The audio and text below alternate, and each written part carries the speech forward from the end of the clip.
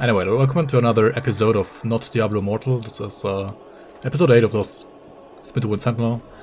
We haven't done Tomb of the Heretic and Lokarr yet, right? It's gonna be like a little bit of a shorter one. Because I pretty much did everything apart from like Tomb of the Heretic and Lokarr, right? And if the gear allows us to, we should just have an easy time killing those as well, I guess.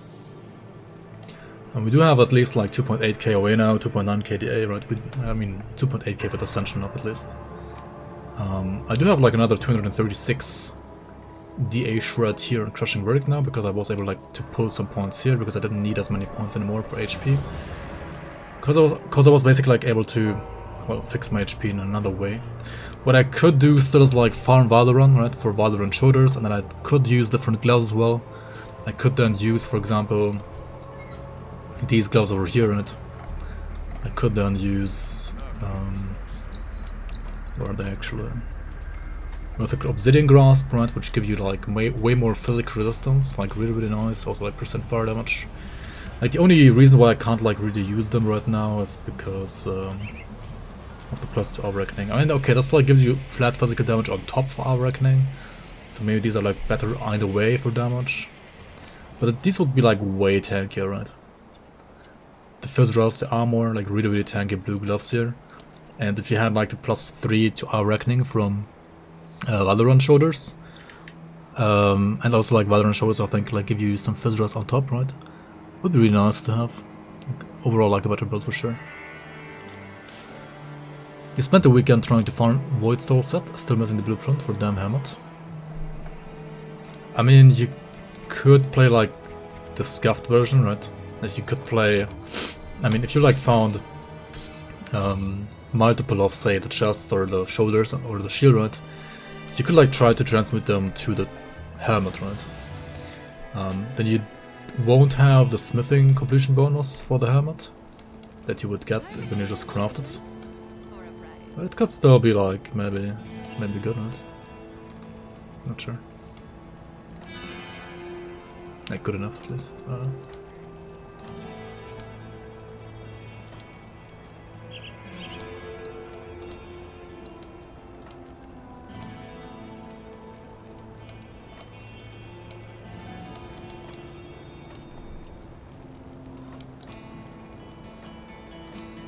Alright, how are we looking like here? I might as well just go like this, right?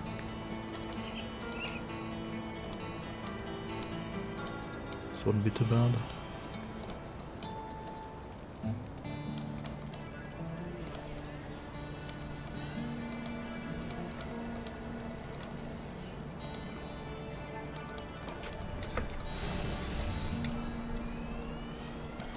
Yo, Cerberon, welcome. That's your constant way of life, turning off your brain. Alright, so we need to find the 3 seeds of Morgoneth first of all, right? So, seed number 3 we already found was like down in the Hiding Chasm, right? Number 2 and 1 are gonna be around the Corvin Sands Rift, right?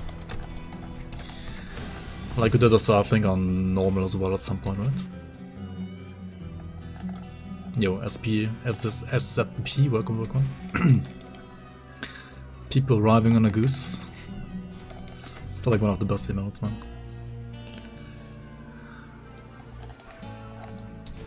Don't have any extra pieces. At least I have a goal for farming, and then you can create a new character. Alright, that sounds good.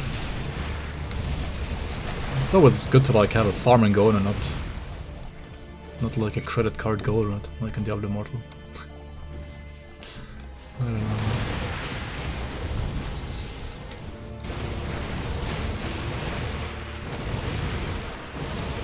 Good, you're back. Now I can use emotes again for jump. Yo, Ground Zero, welcome back. Thanks for the prime, man. Thank you so much for the Bezos special. How you doing, man?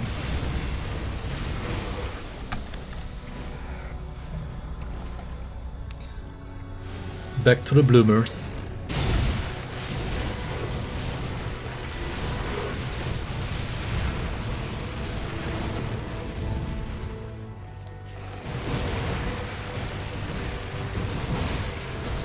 I don't even have my own emotes.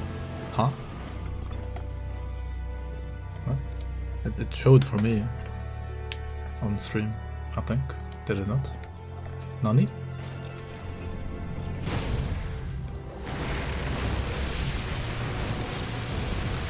finally got a Lokarr set. How are you handling the low armor situation? For the most part, I mean, you just don't get hit. Like, you have to kind of like know the game well to like understand like which abilities of which enemies you can get hit by and which you don't. Also, flat absorption is basically the same as armor, right? In a way. So like you can sometimes just use flat absorption skills to like basically simulate having armor. Or also high physical resistance helps. But if you like leveling as a caster, then yeah, just like don't get hit, right? Just don't get hit.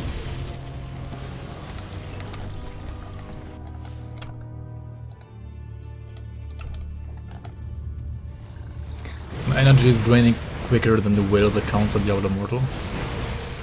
It's fine. It's only energy though, so it's not like real life money, so it's fine. Like imagine like this being your actual like bank account, like to be able to like use our reckoning, you have to like pay $10 per minute or something like that. And that's basically like what the rifts are in Diablo Immortal, right? Like $25 per rift. I mean, sure, you don't have to use all those crests, but just like removes like any kind of like competitive spirit from those kind of games like instantly. I don't know. I feel like the word has become like casual. Becoming like being competitive in games is like apparently not anything that like people are looking forward to anymore. I mean, maybe they are, but then why the fuck are so many people like playing Diablo Immortal? I don't know.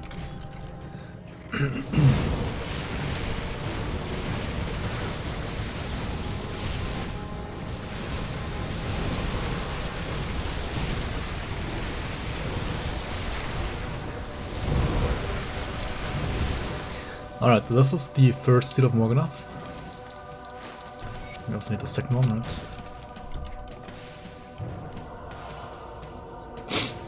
Diablo made you install Diablo 3 in your Switch again? Yeah. I mean, visually, like, Immortal actually looks like a lot better than D3, I think. Like, D3... I don't know. It kind of like shows its age as well at some point, right? It doesn't look that good anymore.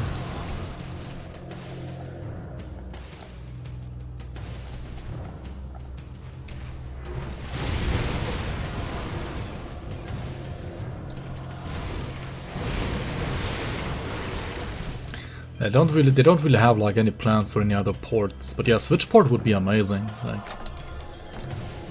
I feel like the one console where it's like actually worth doing a port in general is like the Switch, right? Like compared to PC, it's like the Switch, right? Because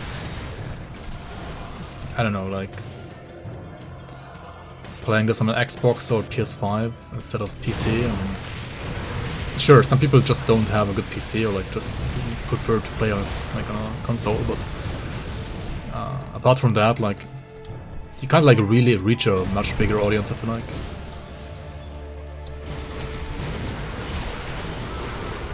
Whereas like on a Switch you could, I mean like people can, like it's the most mobile console there is right now. So it's like a lot different than the PC for sure. These have like elemental rust. I felt like they had like more than 55. Grimtools on Steam Deck? I mean you can like emulate it on Steam Deck, I think, yeah. Or like you just like run Steam on Steam Deck and then you can like run Grimtools there, yeah. But also understand like the devs like they did a Xbox port, right, and no other port at all. And Xbox port is apparently like the easiest to do. And if you made like a PC game.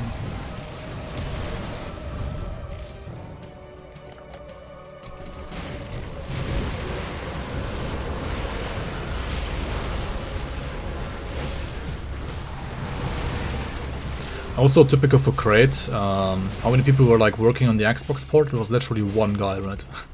Literally one guy made the entire port. Which is like kind of why it took like 2 years.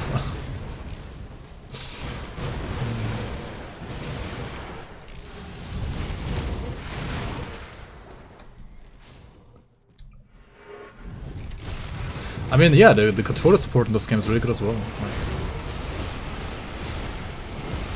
could be nice in Switch.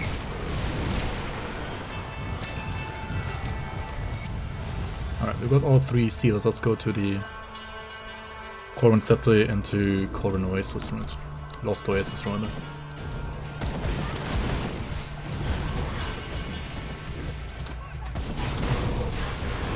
Would be a nightmare for piano builds. I mean,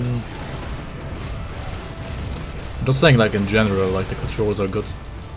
Like it feels good. Maybe piano builds aren't like the best to play on controller there. Yo, Scrap, welcome on, welcome on. Thank you so much for the raid. Welcome, guys. How you doing? I mean, sleeping time, I assume, right?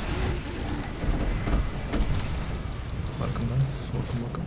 Yo, Plasma, how you, man? Mr. Watching Without Video. Audio only today.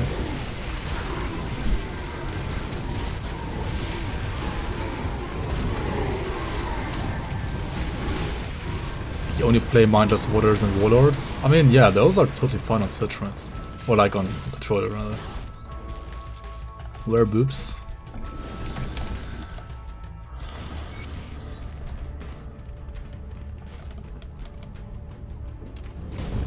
Open boobs, please. Yep. Stop choosing 2 masteries, 2 OP. Yeah, it's literally cheating, right? Yep. I broke the game, I hacked the game, man. I chose 2 masteries, holy fuck.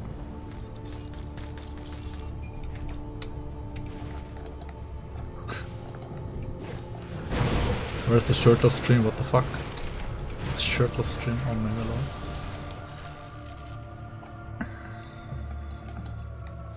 Imagine having pec muscles, dude. Pectoral muscles.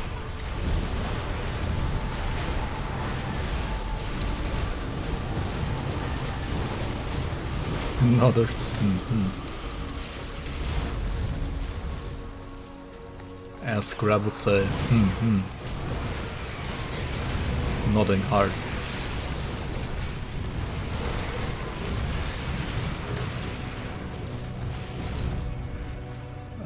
Classes grown down through ethical hardcore? Yeah. Alright, wait, what I kill Morgoneth then, right? Since we are here.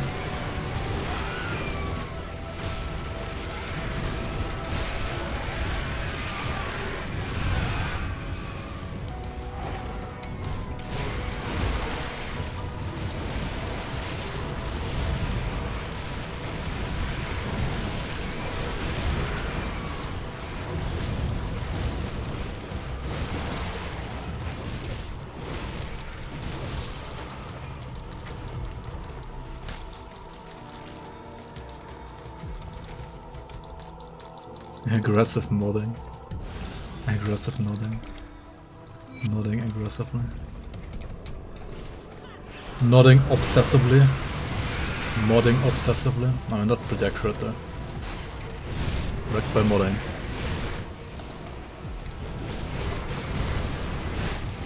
Yo, Mr. Engineer, welcome. How are you doing? Welcome, welcome. Don't die, you need to walk the doggo? Alright. I'll try not to. Hälsa hunden.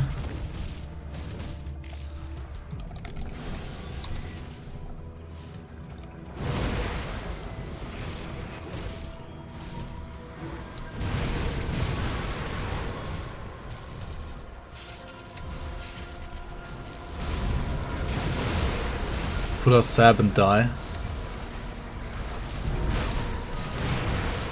You mean like die to Blood of the running out and then while talking about having to be careful? I don't know. I don't wanna like copycat anybody, right? Like that's not good content to just like copycat people either.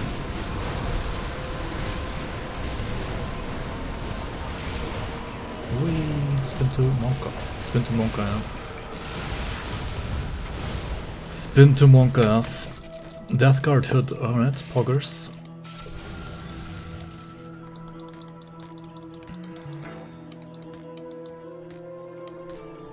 Lunchtime back later, alright, enjoy your lunch.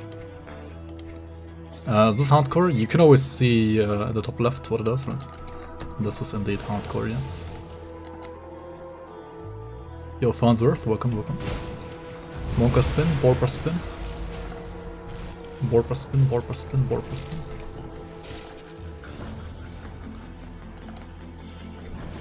Reki playing softcore XD. XD. I play softcore when I test stuff for my mod, yeah. That's when I actually play softcore. I play softcore off stream, I'm too ashamed to play it on stream, right? Softcore gamer confirmed.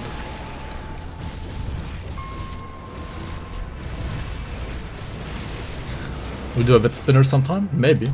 It seems pretty strong right now, right? I mean, I would have like a level 100 Sentinel, right? I could just like convert this one into like non-SSF. Once I feel like I'm done like proving that you can play SSF, reckoning like this, right? Anyway, let's go inside this tomb here. Should maybe like went back and sold stuff first. Oh well. Oh well. I'm not gonna get any good items anyway, right? Right? I will have to look out for these Corrin armors though. Oh, this one's actually pretty nice. Holy, why did I not pick it up? Like, oh my god, I should like equip it right now. It's already like way better than what I have, right? Fuck. If I die now, it's because I didn't equip it just.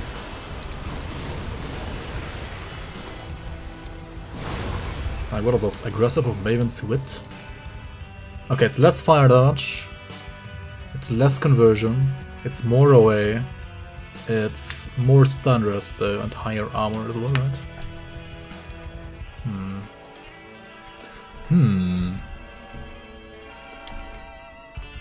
Yeah, no pectoral upgrade. Seems a tough call between Sentinel and Oppressor. I think Oppressor is generally like stronger for a bit of Reckoning Pro though. Because like Soul Harvest just like adds too much flat damage, I think.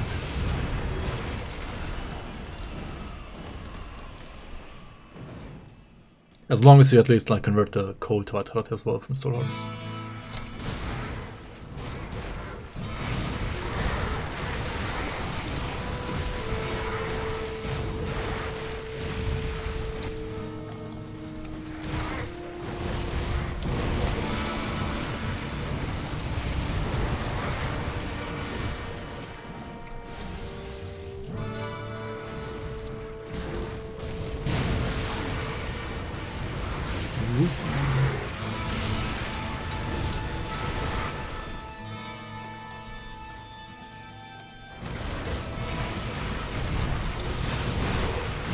Equip it without components and augments? I'm not sure if that's worth it. Probably not.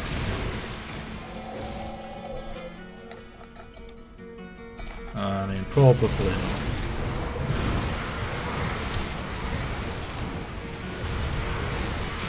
Would still be more armor, right? But the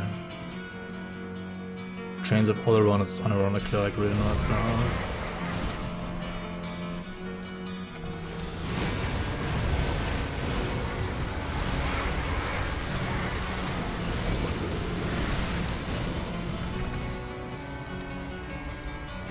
Alright, these guys in here, once I may enter, can be quite scary, right? Because they have like tons of resistance reduction on their like blue aura. They can like charge up first, and then they have like another skill as well that like reduces your resistances. So like this one, right, you kind of want to dodge this aura. It has like a really, really, really long range, so once you see them like charging up the ability, which is kind of like maybe hard to spot if you're like new to this here, you kind of just want to run, right? Just run. Because if they have that debuff on you and like another on top, they have like literally 69% resistance reduction, right? And if you don't have like 69 overcap, which you probably don't, then you're gonna take like too much damage. Morgoneth's Dark Mantle though, this is a like exclusive item from this chest from this event. That is pretty lucky. That's pretty much streamer RNG right there.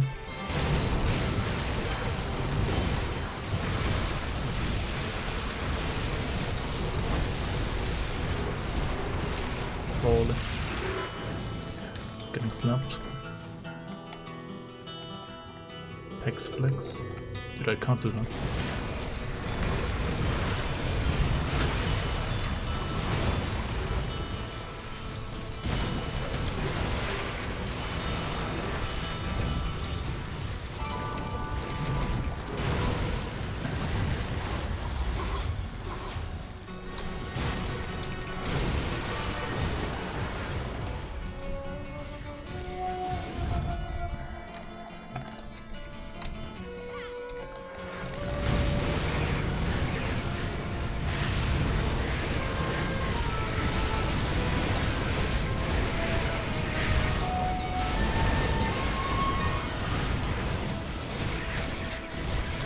Morgoneth's step as well.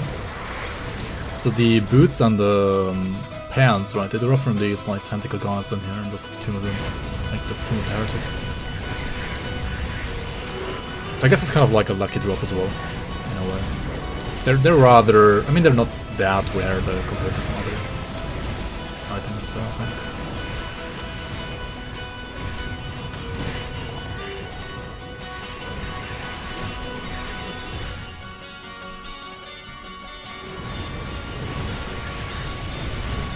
Right, we approach more watchers, we need to watch out for claps, right? You never want to get clapped by watchers, because they will like stun you for eternity and also reduce your resistances by something that's more than 0.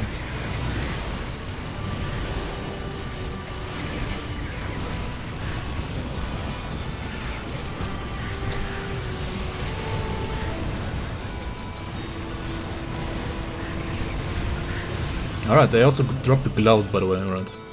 I guess they dropped like gloves, pants and boots, right?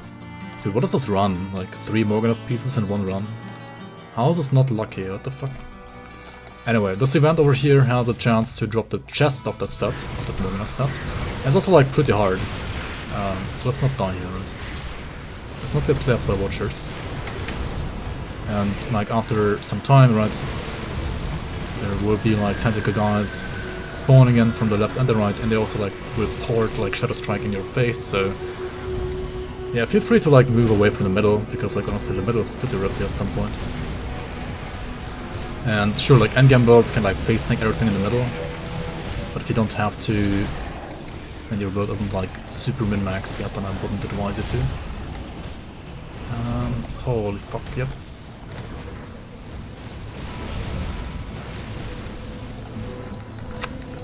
That was a good proc, right?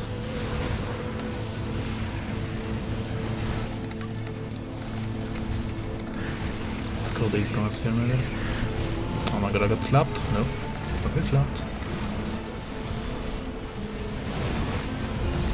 How many waves does this? What the fuck?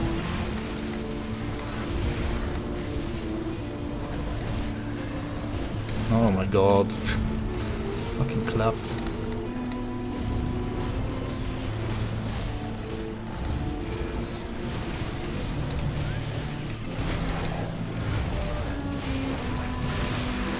Alright, there we go. Yeah, just make sure to like kite around the bit, right? Because you probably can't face tank everything in the middle yet at this stage of the game.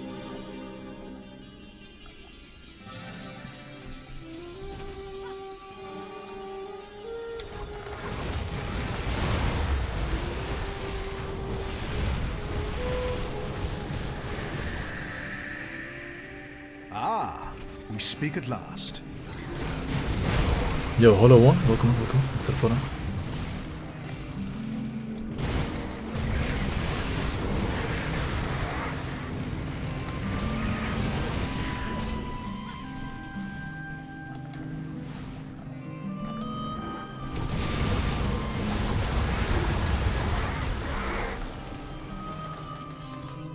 Alright, this dungeon also has a vendor, right? And this vendor is one of the most interesting in the entire game, really. Because it always has like a chance to sell you like a purple mat, and then also it can like sell you these like Covenant blueprints, right? Covenant of Eldritch, Covenant of Arcane Whispers. And those are pretty interesting like amulets that you can craft and use as well on many different builds.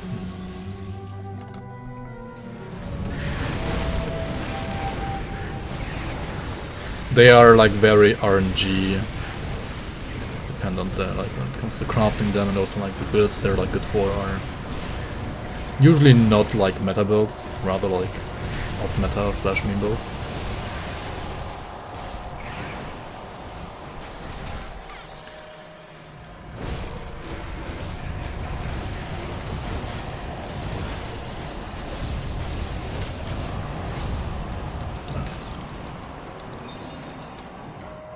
Yo, Theos, welcome. Naja, Ulvan, welcome guys. I'm Bully here. How you doing, man? The Atlantic Bastion, welcome, welcome. Yesterday you tried the Diablo 2 mod for Grim picked Sork, but 4 out of 7 skills are bugged. Wait, what? Really? 4 out of 7 skills are bugged? Wait, I thought that mod is pretty old or like polished already.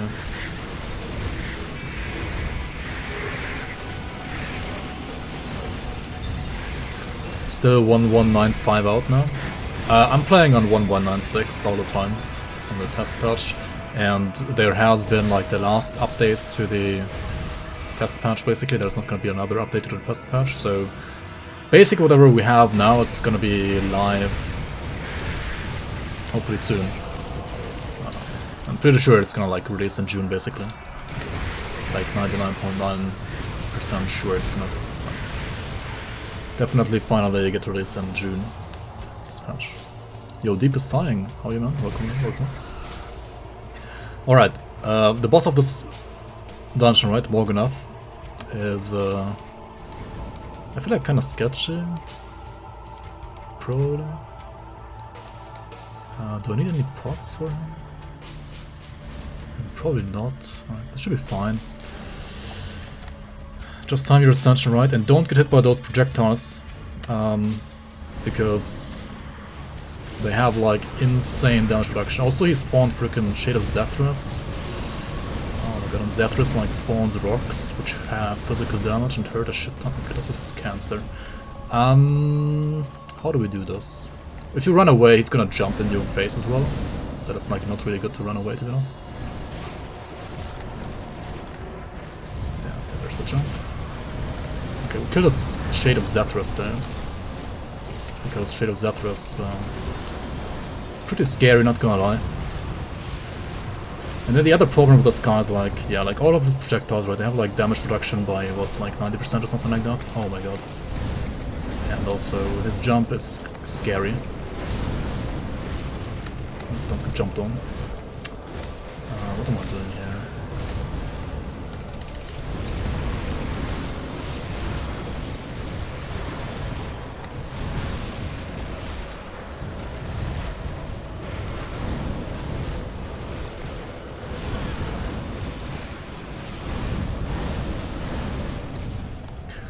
And the problem is like, right, if you have your this damage reduction on you, then you won't leech as much anymore, right?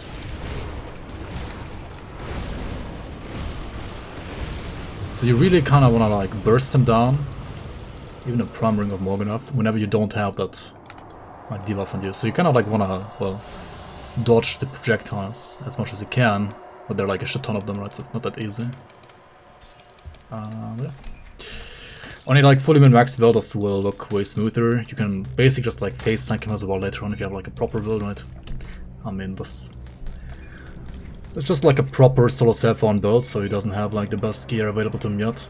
And for that I think it's like a fine kill roll. Dude, that's a run, man. Like we got a ring, we got a gloves, we got shoulders, and we got boots. It's pretty crazy. Only 4 Morgoneth pieces in one run, yeah.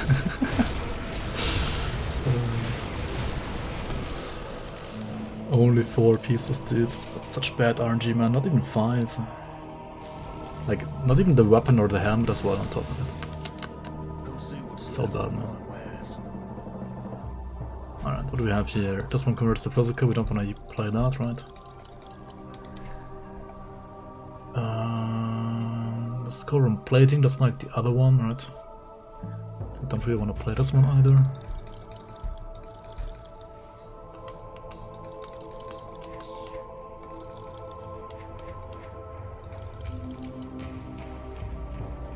This is for lightning reckoning.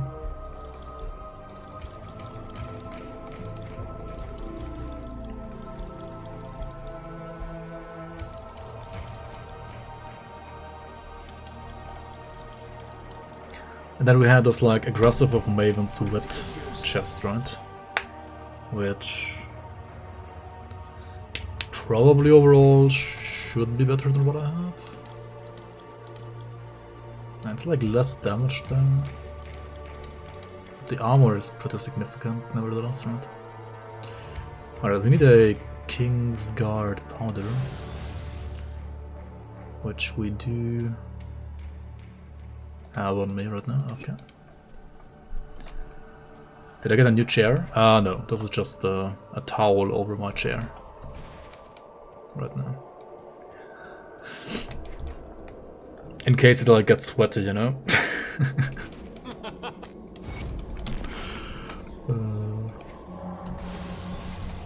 A roomy towel. Come see what's left of my wares. A roomy towel. Put it to good use. Yo, dance speaker, welcome on, welcome. I'm not gonna say it's suspicious, but if we were playing Among Us, you would have been voted out. Huh? Huh? I mean, because of my RNG with drops? It's totally normal, dude. What are you talking about? Let's see what we can put together. What are you talking about? What are you on about? Big towel for big, yep. For big pectorals, I mean, what? That's not even true.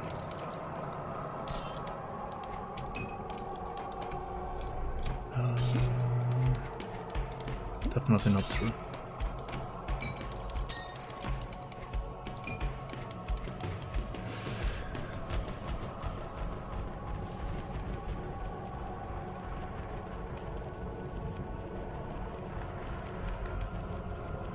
Gonna find full dark mode set in one run. Not too bad. Ravager next, Kappa. Yeah. Already beat Diablo Immortal. Yeah. That's fine. I just like sold my 5 houses. I have like my 6th one, where like can still live. But dude, like imagine not having like 6 houses in 2K22, right? Like, there's some people who like couldn't compete with me in that game. I don't know, man. Like, how do you not have 6 houses, man? It's like, imagine being poor, right? Like, what the fuck? How can you not have, like, money? And especially, like, this year, right? It's, like, so easy to just have, like, money. Right? It's so fucking easy.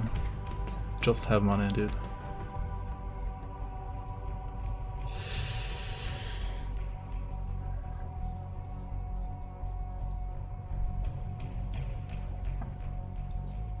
Mike being in such close proximity of your basement is beginning to have its effect on me.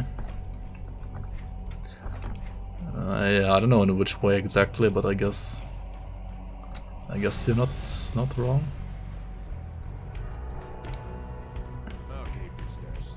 Okay, next quest line, right? Or like what's left on the table? Lokarr is left on the table, for example, right? So for Lokarr, you do want to like properly prepare, honestly. You want to like craft some royal jelly, for example, right? Get all the jelly. And get more than one cluster ideally as well. And then also you want like, there are some things you can craft with Udon blooms, right? Usually there's more than just this. I mean, I only have this one. You should have like the other two as well, if I use them. But oh well, I guess you don't have them. Okay, then which items do you need to open up the way, right? Which items do you need? First of all, you need to have this Sardina's Memento, which I on accident already like picked up last time. You get it from... I'll show you in a second, but you also need a Rift Stone, or rather a Black Tallow anyway, right? Where do you get Black Tallow? It's like a faction thing, right? Black Tallow, Grimdom. Available from Climate Chosen, for example, alright. Do I know the way? Do you know the way? I think I know the way. Alright, so you can buy Black Tallow somewhere here. And we can craft the Black Tallow.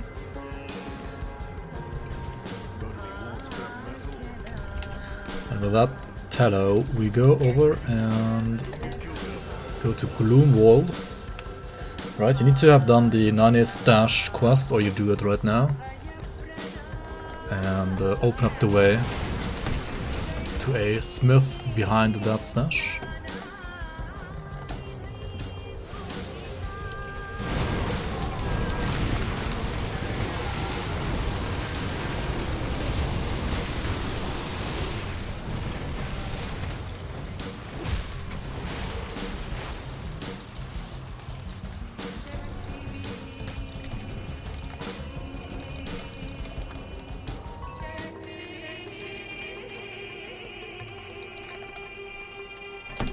Raid? Do you mean Raid Shadow Legends?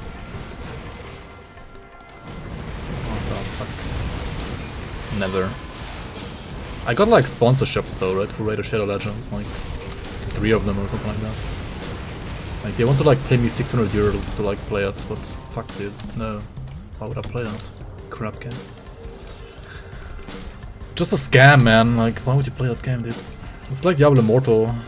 I feel like Diablo Immortal is even worse, honestly, probably. Like Raid Shadow Legends is like one of the worst like cash grab games in the history of games, right? And Diablo Immortal is worse than that, right? That's how fucking bad it is. Anyway, so we have the Black Tallow converted into a Heart of Darkness here, right? And also Sardina's Memento here as well, right? These two together. And then you can go to Mammoth Outskirts with those items. Actually no, you need to like go to this Kelsra first, a Bear Hole. And then we go to Outskirts. I'll play the eye for free. Played it for the meme someday one day. But I guess... Also, like, I promised chat to not play Raid Shadow Legends. Like, I literally told chat to, like, donate me $10 to not play Raid Shadow Legends, right? Like, it would be better to...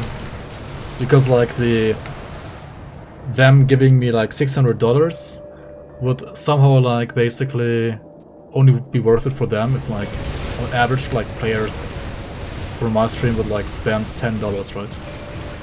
So I, like, told people it's better to just, like, donate me $10 instead of, like, spending $10 for that game, right?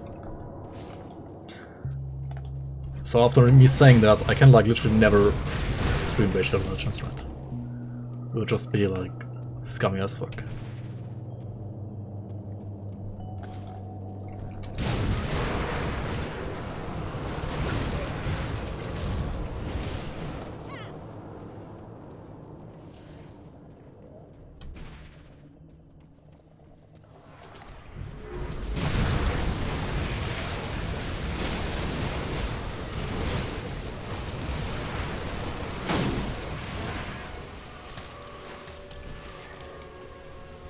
Alright, let's go in here. You need to have the Heart of Darkness when you go in here, in your inventory, right? Because otherwise, this urn here in the northern corner won't spawn.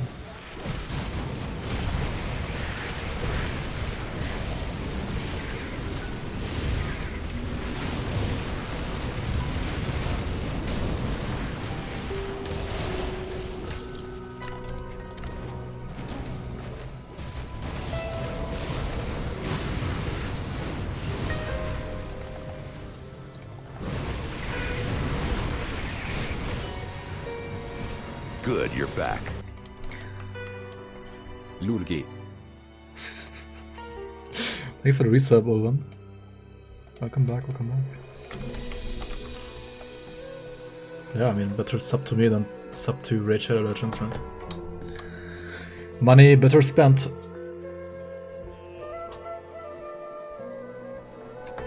Can Kara's mind control players' get pets? I don't think so, no.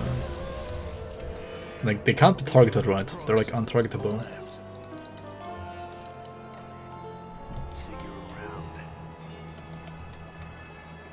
Alright, with these 3 items in the inventory, right, with the Kelta Welcome, with the Mythical Stormheart, Heart of Darkness and Sediona's Memento, we go to Mammoth Outskirts and open up the way. But for that you need to know the way, or rather you need to know where those where that zombie can spawn, that you need to basically like sacrifice to open up the way.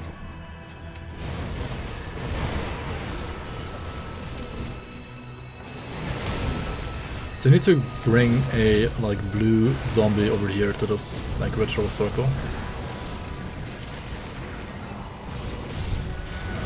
And there are like 3 spawn locations for that guy, which you can find I think on GRIMTOOls or Reddit, or I mean not Reddit, fuck Reddit, like on like some like Grimpedias, I guess.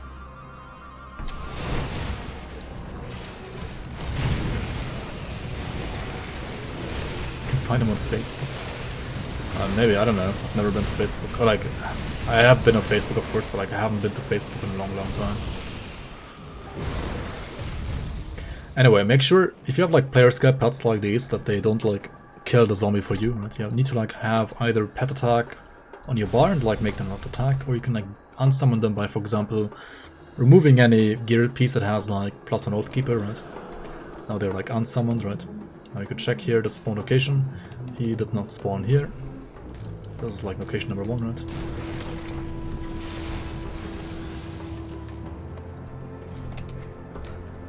eBay. Search for spawn locations on eBay. Teaser of an MI I created. I mean, sure. I think people have seen like many of them already anyway. Not all, but some of them. I mean, actually, I haven't like seen that many. Maybe like 3. But it's fine. We can like tease another one, sure. Alright, this will be spawn location number 2. It's not here either.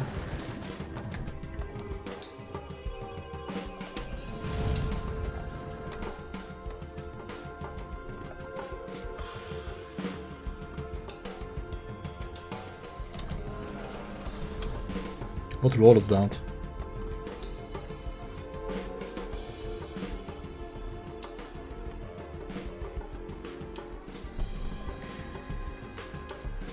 It's like it's like one of those like pet, I mean like animal suffixes, right?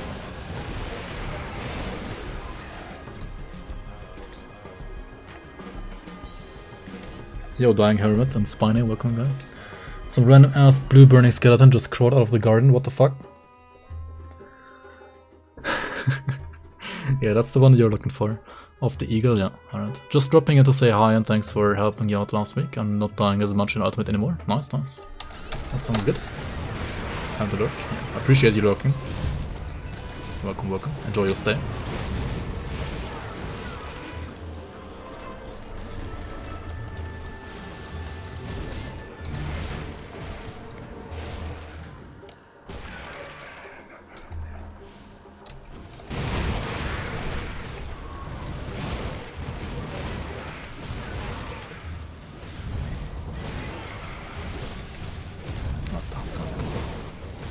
Stairs now.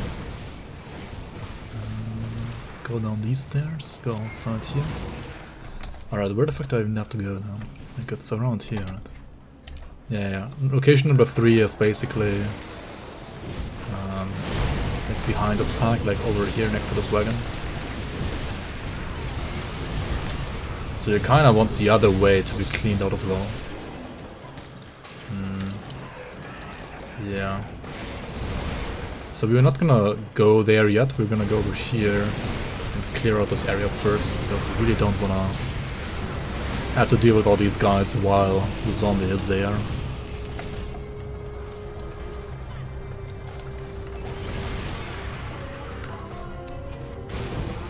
Alright, this should be good enough, I think.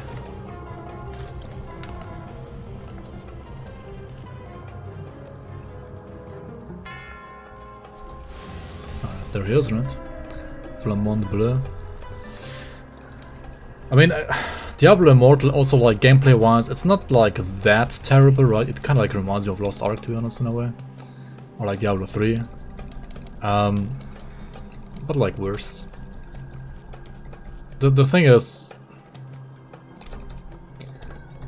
like, if a game has, like, those scummy, like, monetization practices... I really don't... What's up? like, if it's like that bad as in like Diablo Immortal, for example, as far as I know, like Rage of Legends is like similar, right? If a game is like that bad with like MPX, the game can be like as good as it is, like it can literally be like the best game ever. I still don't want to play it. I don't know. It's like tainted, you know. It's really tainted. Yo, also Atakan, welcome back. How are you doing, man?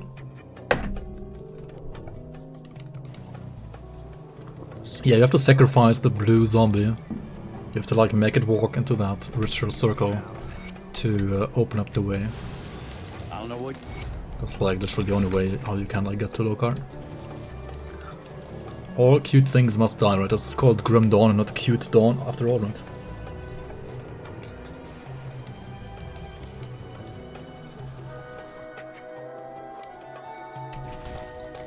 Alright, over here in the Sanctum of the Chosen, right, you will encounter a like shrine that costs you a skeleton key, which might seem expensive. However, it has a 100% chance to basically like always drop you a legendary, or like a legendary blueprint. So it's worth it to like cleanse it. That's fine. Can't wait for Cute Dawn. Cute Dawn when? Also in this area in general, right, if you don't have like 80% freeze res, you should probably like, go back and get some like freeze resistance potion, because there are some traps in here, like these rocks. There's some like ice variants of them, and they can be like super annoying with the freeze all the time. Like giga annoying. Also, I just killed like one of the 4 Rift claimed Ethereans. These are well, the 4 mobs that you can kill to get the Dark One set, right? If you want to farm the Dark One set, make sure to farm all 4 of them, because each one drops one of the pieces. You can't just like farm one of them to get all 4 pieces, you need to like actually kill all 4 of them, because each one will like drop only 1 piece. And number 1 and 2 you like already have found here, right? Number 3 is gonna be around this pack-ish, like up here usually. There he is.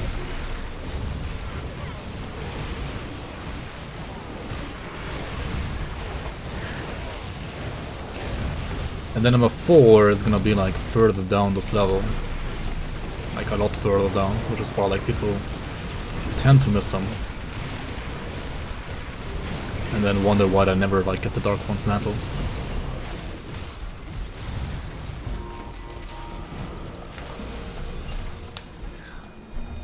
Make all the characters enemy run. I mean, dual wielding and using Virus Smite already like kind of makes your character do. What the fuck?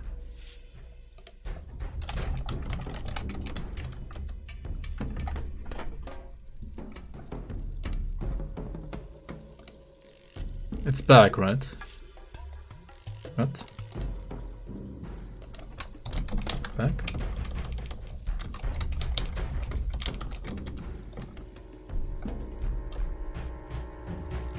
Should be back, right?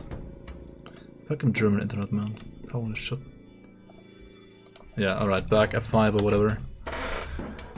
Alright, sorry about that. It was like like a mini DC, because German internet is basically as good as like Australian internet, probably even worse. So it's pretty fucking bad. It's like, as far as I know, like as good as like Moldovan internet, right? Which is probably like one of the worst in the entirety of Europe. That's all like good German internet as well, on average at least.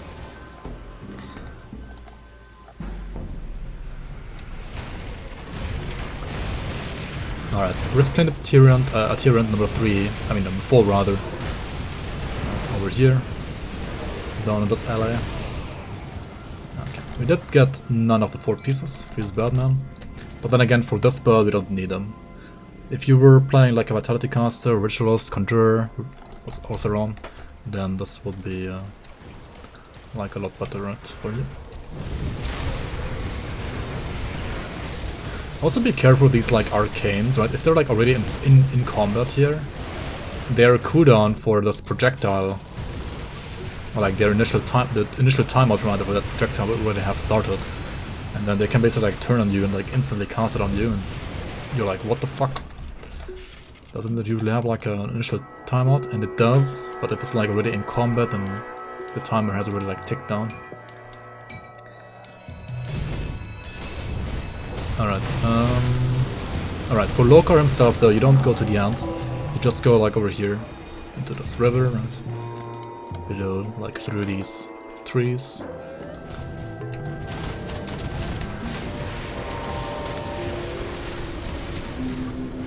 And it's not down to the root of all evil, right? And it's not down to a tree, what the fuck?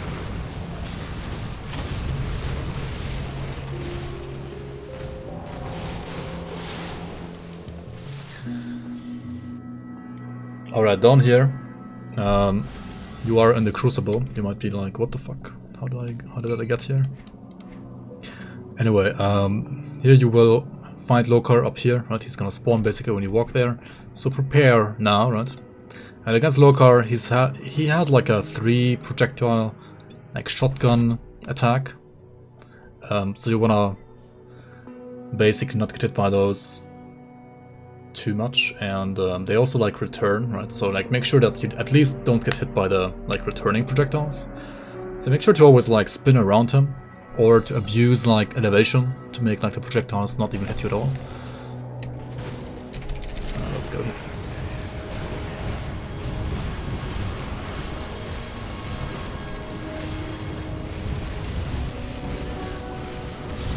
You can also use the fire resistance potion, right? To make this also like in general smoother.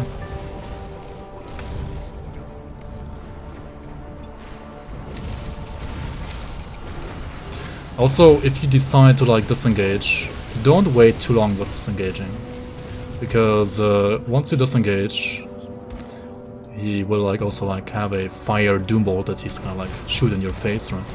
So if you like decide to disengage at him at like 30 or 20% of your HP, you're basically dead, right? Because he's just like gonna nuke you with this like doombolt afterwards, right? Like always disengage when you're like generally like above 50%. Alright, there we go.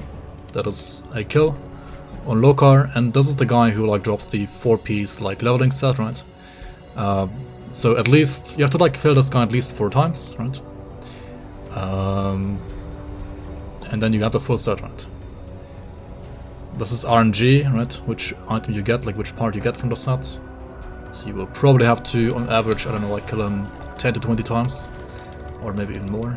Certainly more than 4 usually, unless you're like super lucky. But yeah, this is like this set combined with the experience potions from Mammoth Resistance and the Merit. I guess I can like show you all the items right real quick that I usually like use for speed leveling. Yo, Salvor, welcome. Quick kill.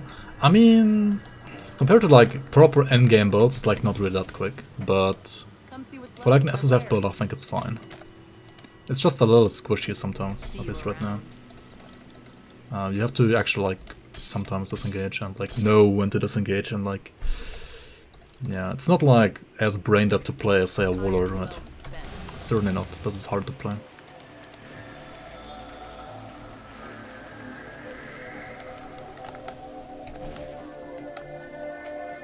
Alright, so there's even like a quest over here, right? Like telling you to buy a merit. Left of my wares. Okay, so these are like the speed leveling items that I'm usually like using all my speed leveling videos as well. Right, save as merit. You can put this in your stash, use it on another character. This will unlock all the rift gates in normal and elite. Will make you also able to go to ultimate.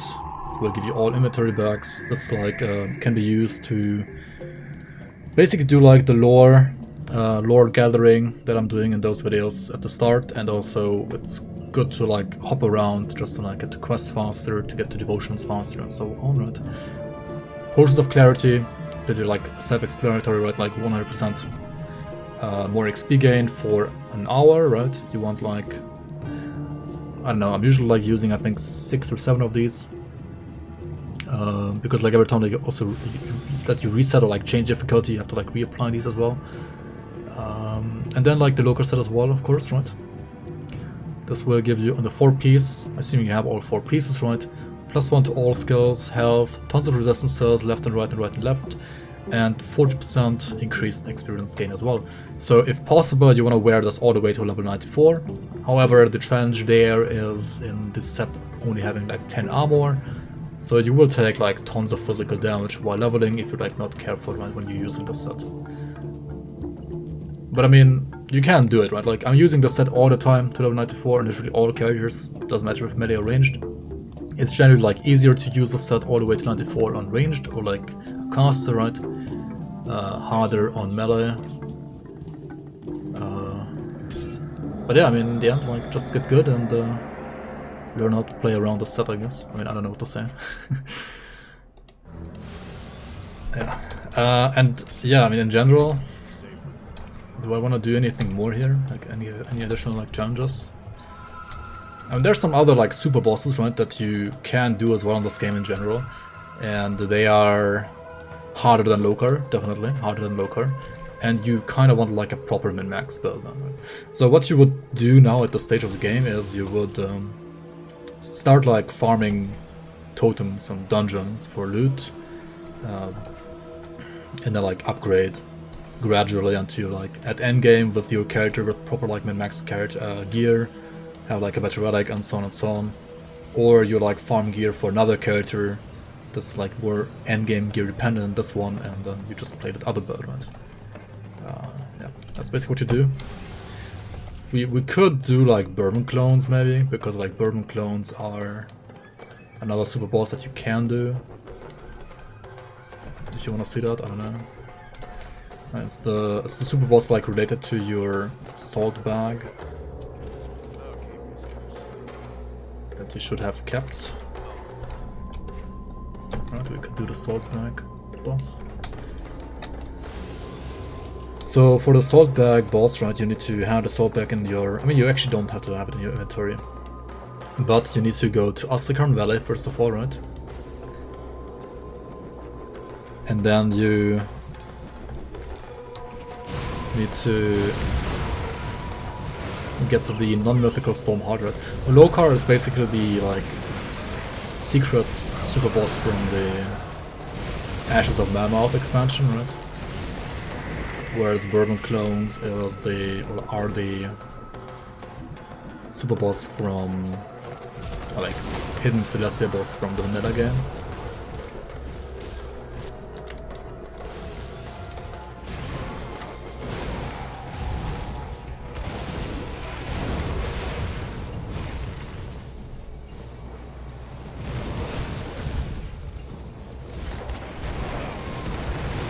But I feel like they're actually like similar in difficulty. Maybe Bourbon Clones are like a tiny bit easier than Lokarr actually.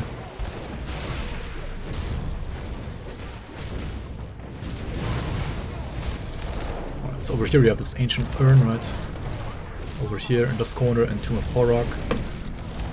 I just class because I'm retarded. Let's farm some classes real quick. What am I doing? Holy shit. Let's do the cannons quest then for clusters.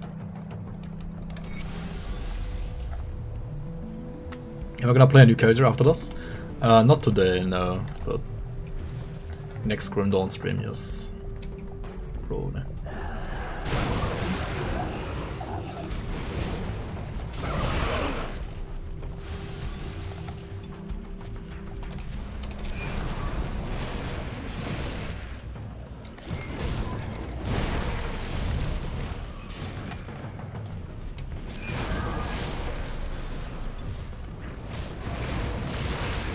I want clusters, not crystals, what the fuck?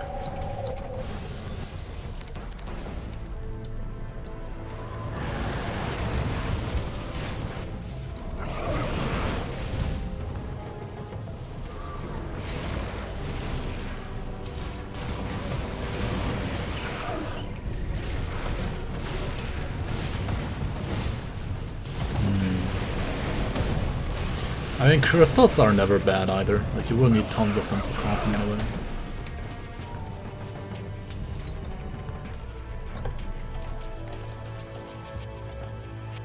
Ravagico?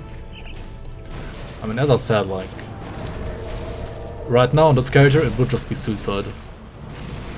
If you manage to, like, properly max this character, then yeah. You probably can kill Ravager then. But right now, he would just die. Probably.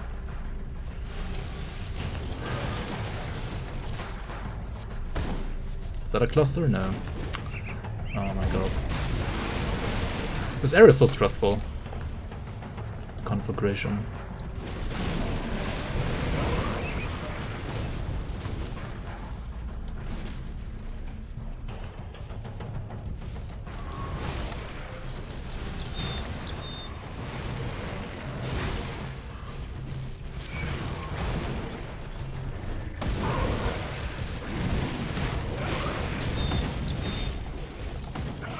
Yeah, I mean, what they're doing Ravager was just like the build was not tanky enough, and this build would be like the same, probably even worse. I mean, he was like using a full like endgame set, right? Like I'm not even like using anything.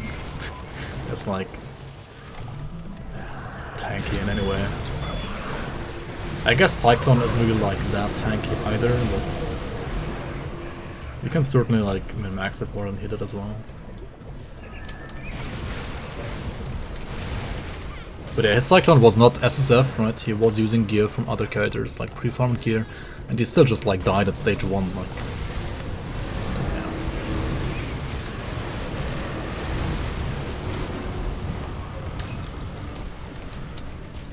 No clusters?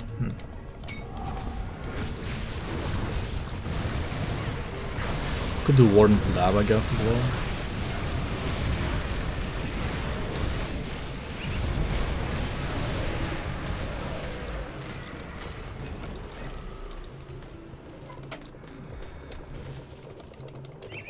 Yeah, like a fully optimized Cyclone can kill Ravager, I'm pretty sure about that. It's still like not a cakewalk, but it can do it.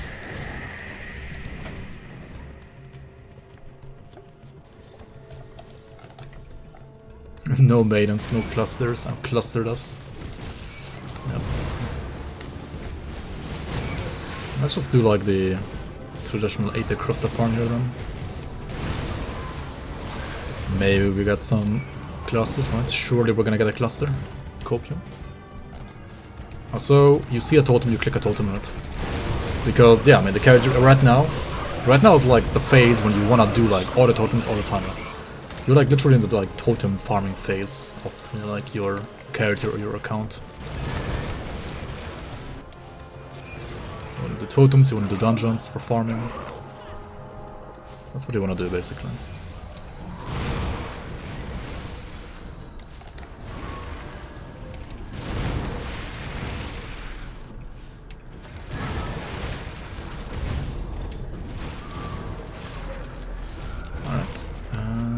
Go to this one. You just want 2 storm runs. And those are pretty fun as well.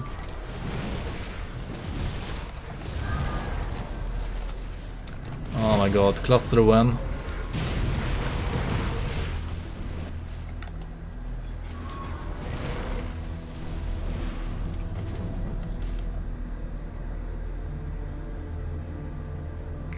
Can't even get one. I mean, it's just RNG in the end, right? Gotta swipe harder. I mean, just far more. Like, you can't swipe in this game at least. At least you can't swipe your credit card in Grim Dawn. That's always the good part, right? Whenever you see somebody like actually having an item, it sure ain't because of his credit card.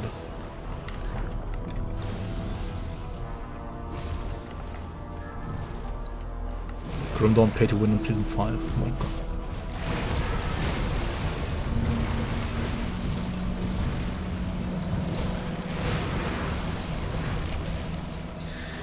Alright, wait, is this shrine not done? Huh? Hey, what is this ruined shrine? Oh, it was the one from Dreeg, right? I mean, whatever.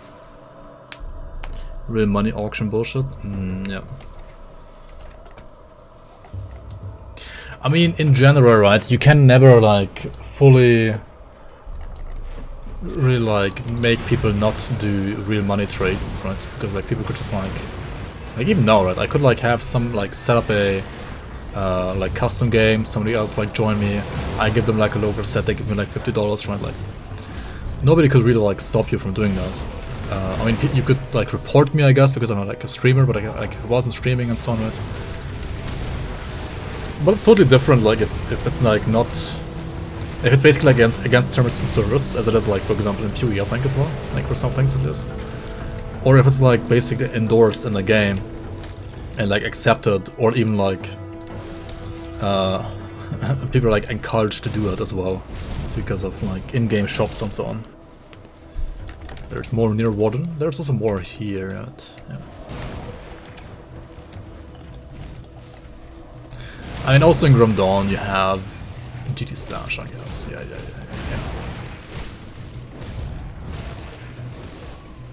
That is true, I guess. I really still hate the fact that it even exists. Should be just like a tester tool only. But then again, like Grim Dawn is like a, well, like the save files are on your PC.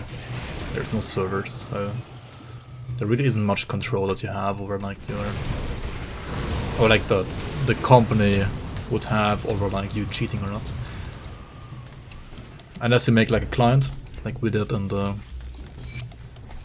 league, right? We have a client for the leagues, so you can actually like basically sneak into your save files and check if you are cheating or not.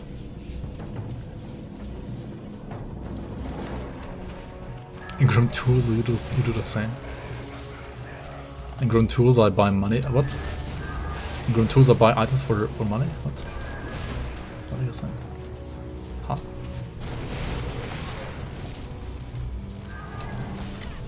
Pay to win GRIMTOOLS. Org. Dude, like imagine like not being able to like select items in GRIMTOOLS unless you like paid for them. Like the drop down menu wouldn't like allow you to choose the item or something like that. Alright, not a single cluster so far, right? What the hell, dude? What is this?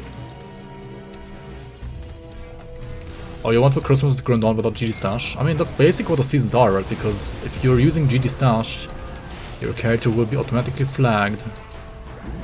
And you will get at least like banned from the leaderboards. We can't like ban you from playing the game, I mean that would be stupid as well, but like we can ban you from like competing at least.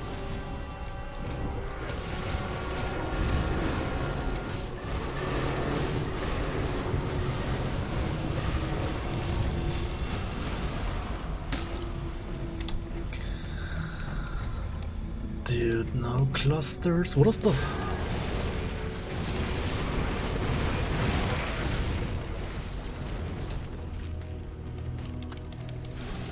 Huh?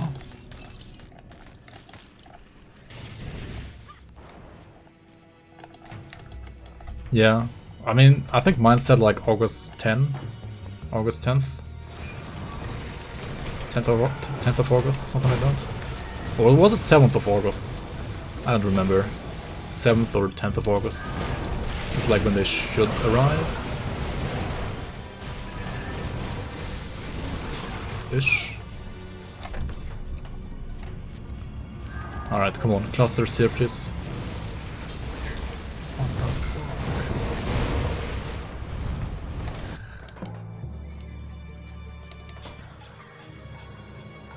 It'll take like a year to get to you.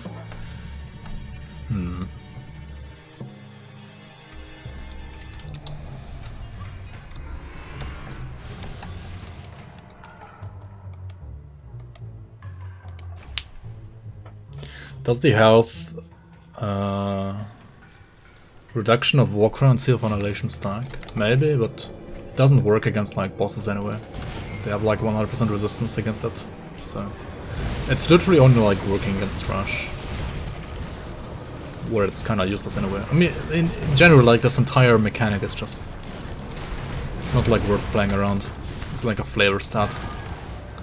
I don't know. It's really not worth playing around. You choose like Seal of Annihilation and you choose Warcraft for different reasons. And you get this like % health reduction on top, I guess, for free. But it's really nothing you wanna like play around. It really isn't.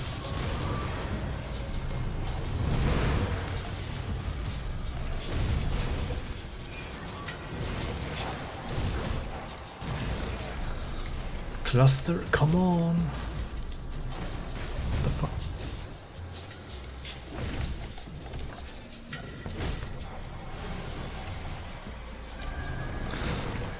The big stationary Aether Guardians in Mammoth? I mean, I guess, yeah. That's true. Oh, there we go, there's one at least. I mean, I kinda only need one, right?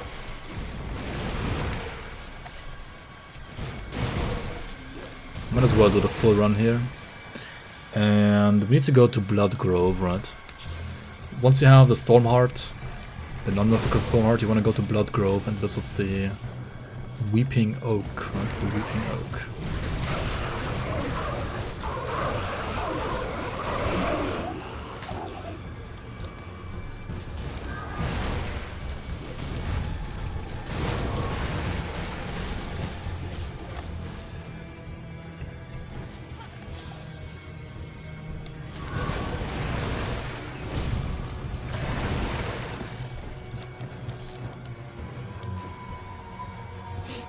Yeah, I mean, Cancer District is pretty bad, right? Candle District, aka Cancer District, right? That was really bad. But other than that, Mammoth was pretty well done, I think. It looks really good. And yeah, pathing isn't too bad apart from Cancer District. Seacap is worse than Candle? Wait, huh? I don't think Seacap was that bad. I mean, it's not really like... It still has like some issues with stairs, but like compared to Candle, it's smooth as fuck, right? Like super smooth.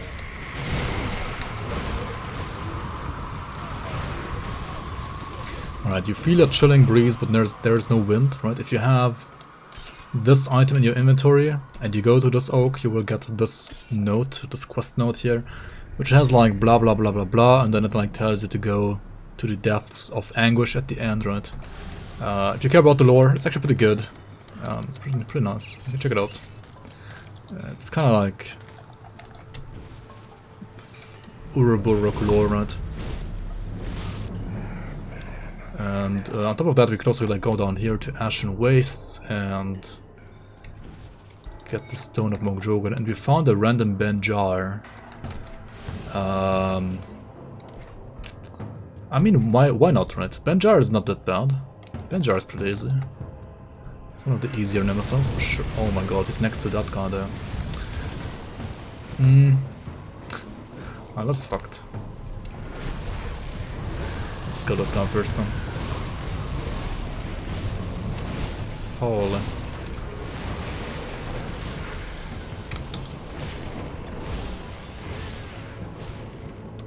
So Benjar can mostly like spawn crystals and then also trap you, right? And those crystals can explode. So you kinda... Ideally you wanna just like face tank him. But maybe like not his crystals too much. Oh yeah, his storms actually also hurt quite a bit. I forgot I have like still kind of bad armor.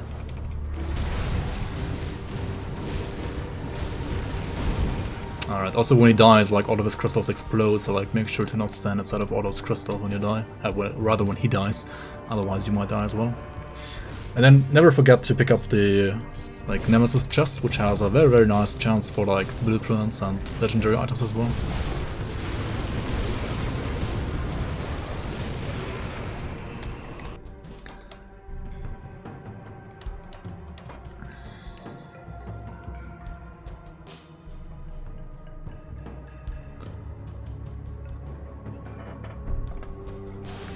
Fleshworks and Crownhead are Game of the Year. Give you a good price on what I've got left.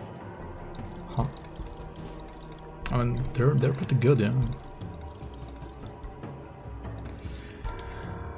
I should check out this shorter piece as well, right? Like I'm literally using it right now, so this might always be an upgrade.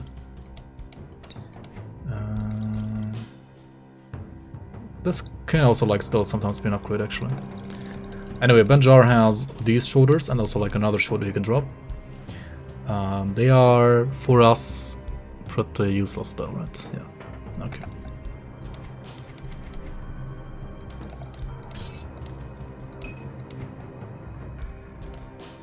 Oh yeah, this is the Mogdrogen questline thing here, right?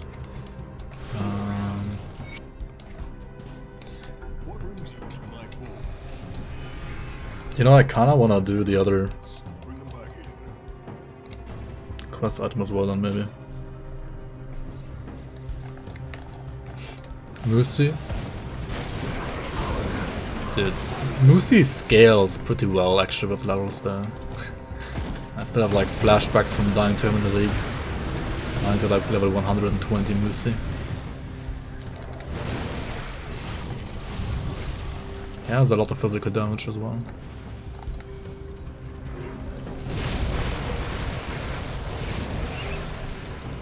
Can be quite sketchy in some situations, but standard, like in the standard game, right? He's pretty easy. Apart from like the freeze, right? Just like get a Hoarfrost ointment, and you're good.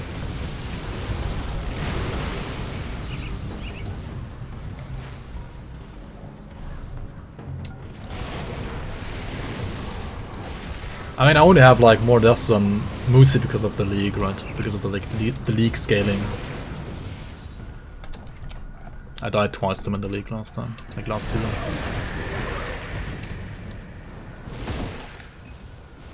Yo, Neomort, welcome, welcome. How are you doing? Kra'vall? Yeah, Kra'vall's pretty bad as well. I died to him once in SR. But Kra'vall is, I mean, okay, Kra'vall is first of all about the projectile, that's like an arcane projectile, except 10 times worse. And then he's also annoying with his fumble pools on top, right? So he's like annoying in 2 ways. Actually in 3 ways, on a build like this he's like super annoying because he also is very fire resistant, right? That's like very annoying. Alright, where's the spirit of Mogdrogen? Should be somewhere here as well, right? Where is it?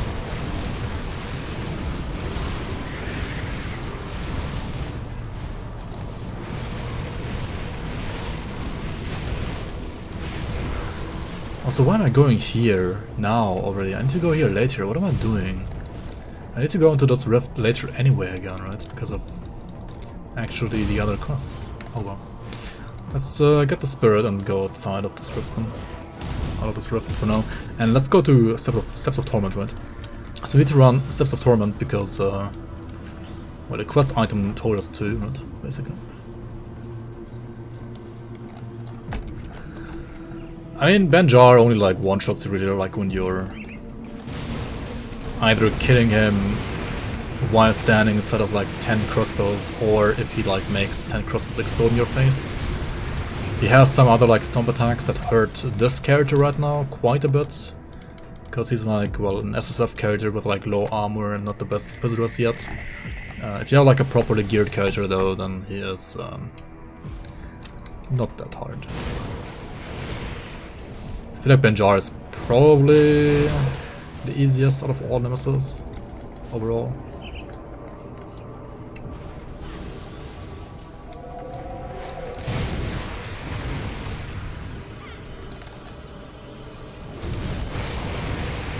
But yeah, crystals will one-shot you at some point, like with proper skating, either from like level skating in the league or like from SR skating at Shadow Realm, right? They will actually like one-shot you at some point.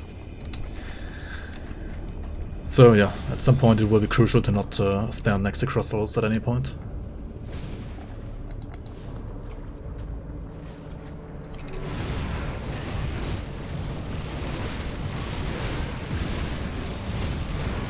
Alright, what do we have here? Mighty of Drieg's Gaze. I mean, that's not off attack, right? And I need my way right now still. Didn't say it's hard, I just tend to disrespect him. Yeah. I mean, I feel like lots of people do disrespect him. Kra'vall is also super fast and aggressive. Yeah, he's pretty quick as well, that's true. I mean, Kuba is also very quick, but Kuba outside of his like healing is not really dealing that much damage, right? At least compared to Kra'vall or compared to Alexander. Or even somebody like Musi. I feel like Kuba deals less damage than Musi now. First thing to die on Garba? Garba? Who's Garba? Grabathul or Gargaban or Gargabol? What's your frame rate? Wait, is Grabathul so bad with like frame rate, really? Gargabol? Oh, Gargabol. Oh, with the volcanoes, I guess.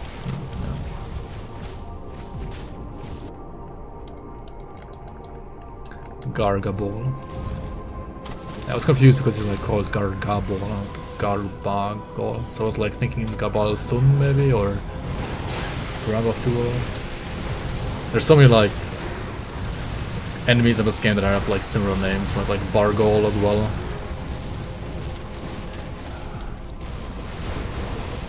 Balognaf, Bargol, Graba, Gargabol, Gargaban, Gabalthun, right? Such weird names.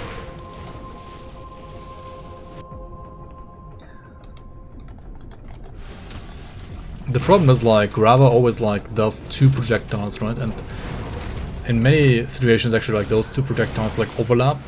And the first one's gonna nullify you, and the second one is gonna hit you for like full damage. So if you get hit by like both, you're pretty much always just instant dead, right? And yeah, they can overlap quite a bit, unfortunately. Gabagool. Gabagool, the true end boss.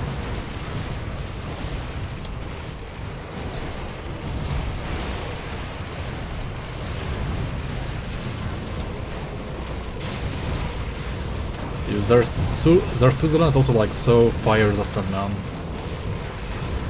And he deals like a ton of physical damage, which you really don't expect, right? Like he has a curse that like reduces your physical resistance as well. And then like his fire is not only fire damage but also physical damage. It's so like bullshit. But I guess we got like a decent item. A rune carved of Scorching Virus Smite item. But if you wanna play like a Virus Smite skater, these items are really good. Yeah, this Grand Priest is like crazy. Yeah, if he rolls like of Ruin suffix as well on his offhand, he deals like even more damage. It's like actually crazy scary. He's like the scariest boss in this entire dungeon. And he's like before the gates, right? It's kinda funny.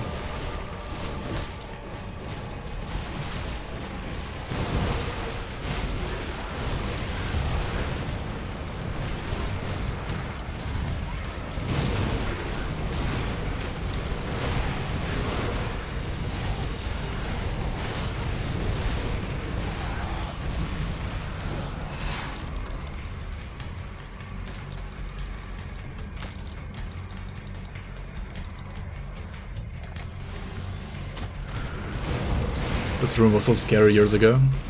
Yeah, I remember the very first time I went to this room as well. I just died instantly. It was in like 2016 though, I think. Or 17. No, I don't remember quite. Might have been like late 2016, yeah. Like December 2016.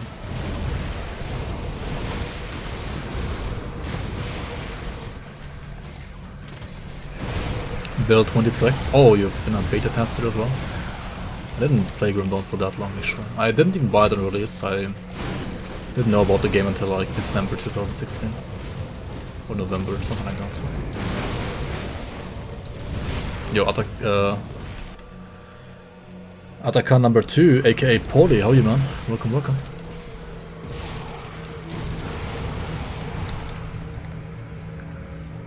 A long time no see indeed, how are you, man?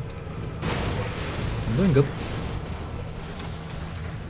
Took part in the Kickstarter even? Dang.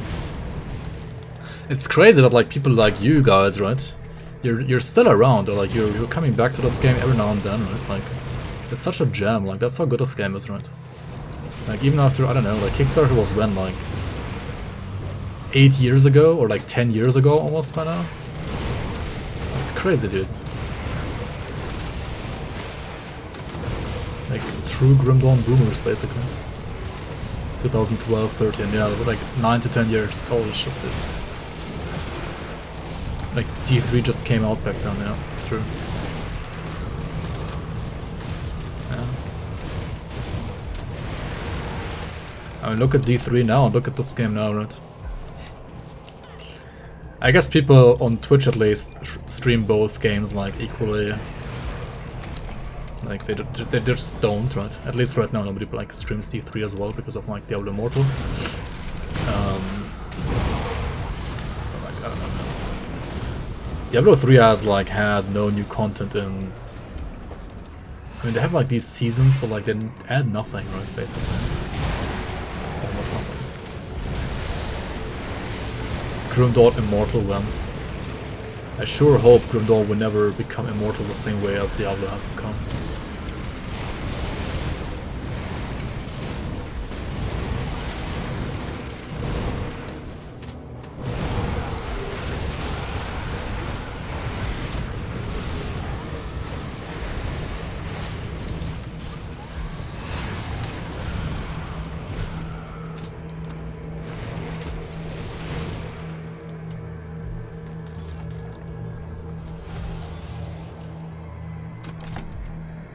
Yeah, I mean, it's just sad, right?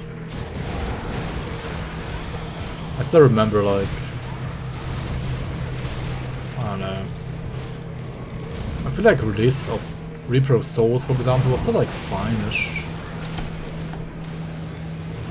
At that point, like, Blizzard was maybe not as good as like back when they made like StarCraft 1 or Warcraft 3 and Diablo 2, but still like an okay company overall. And even like early Hearthstone was like fine as well, I feel like. And then just everything was like utter garbage. Even like release Overwatch was unironically like not that bad. If you're like into Team Fortress 2 kind of like shooters, Overwatch wasn't actually like that bad on release either. It's pretty okay. Okay, I mean, Heroes of the Storm has always been like a very casual like League of Legends / Dota. It was always, in my opinion, like kinda just worse, but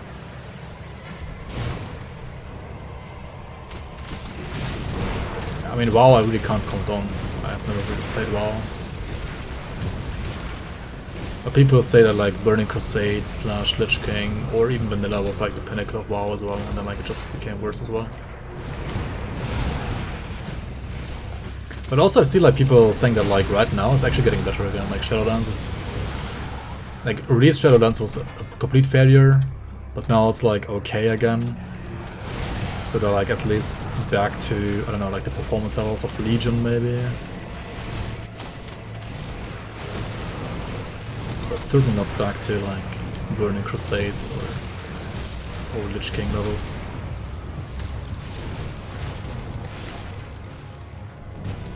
Yeah, I mean, release Shadowlands was like the worst state that like WoW was ever in, right?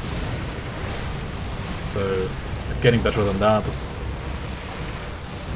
trying not that hard, right, to like make it better than that. Oh, these gargantuans are legit always scary, like no matter if they're relates or not, they're just always kind of scary, honestly.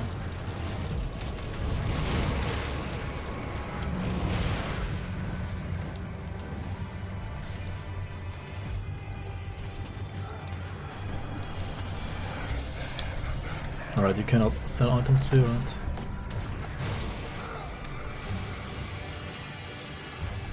You enjoyed HOTS for some time with friends? Yeah, I mean, me too.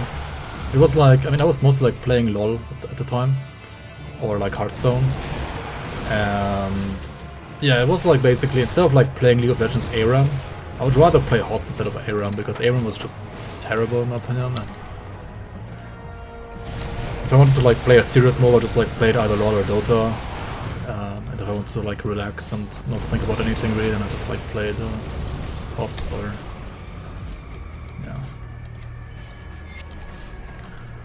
But like competitively, I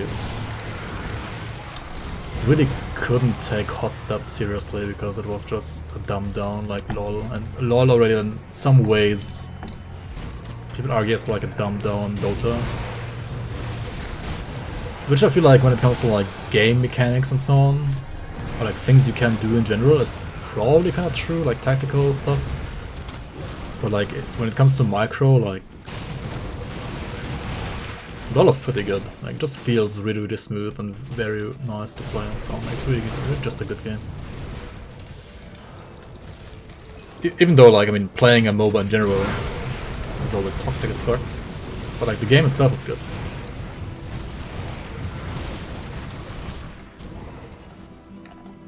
And LoL unfollowed. Last time I played LoL was, I don't know, like basically like 3 years ago or something like that. The last time like actually played LoL seriously was 2015 or 14, something like that. I mean, where is it actually? Oh yeah, here it is. I still have this like trophy, right? This is like a League of Legends tournament trophy actually that I got in 2015. Yeah, I did play the game a bit back in the day. A bit too much. Yeah, Shalatoa, welcome. Alright, before we go in here, right, we have to make sure that we went to the right spot, right? Okay, I was talking about other stuff, right? So, if you have this first entry letter, and you go to this spot over here, right, this area here, you need to go here, and if you are here, then you will get this into your inventory, right? The second entry of Travis's letter to Dyla. And that's what you need, right, for the quest. And one of those high schools that tried to have an esports team. Dude, I grew up in Germany. When I was like in high school, people were like still, especially teachers, were like still arguing that like video games are the reasons why people like do mass shootings. Like no fucking way like we had an esports team at school. I was basically like too old, but like I feel like 5 years after me, if it was like 4 or 5 years younger, then it would have been a thing maybe. Yeah. Even my university didn't even have one. I have a very good friend though, with whom I actually also got this trophy together, and he basically is the founder of a organization at his university that is like the first esports university, I mean the first esports organization at his university at least. So yeah, it's pretty cool. He made like esports big at his university at least. Pretty nice, pretty nice, pretty nice.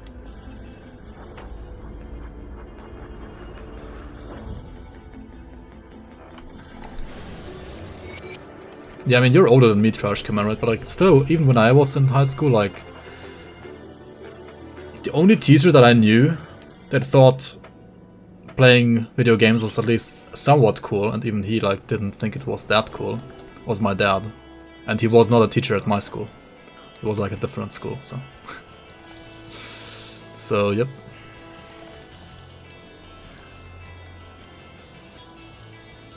Pretty much no teacher thought like video games are cool. Feels bad, man.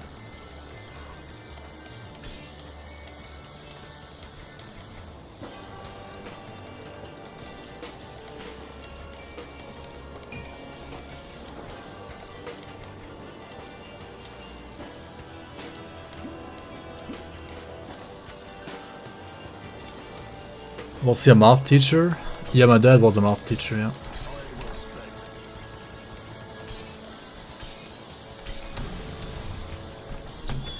Yep, that is correct. Anyway. We got these two notes, right? So we have to like read the second note now, and it says blah blah blah, right? Lore, Omega lore, and then our home was consumed by Chthonian rifts not too long ago. So you need to like find the home that was consumed by Chthonians, right? So you basically know that you need to go to like one of those rifts, and if you remember that this is the quest from the vanilla game, back in vanilla you basically only had like what, 3 Chaos Rifts?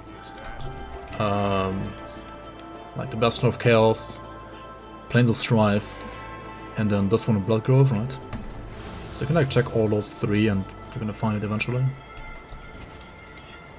And if you have like paid extra attention to the like world building and so on, then you would already like know in which of those Chaos Rifts you will find homes that have been consumed by the void, right?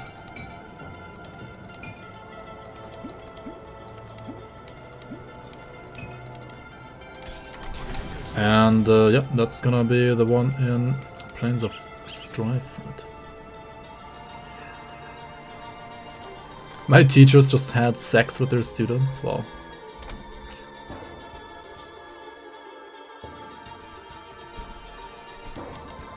Wow, dude.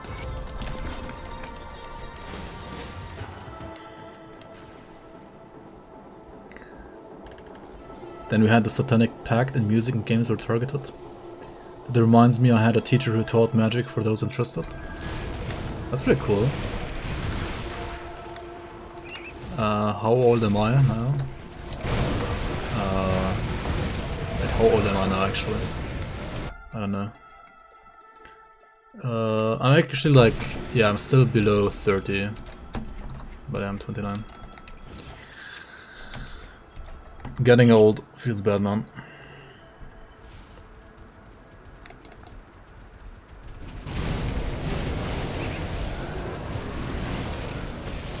It's not that old, but like, not even 40, dude, what the fuck?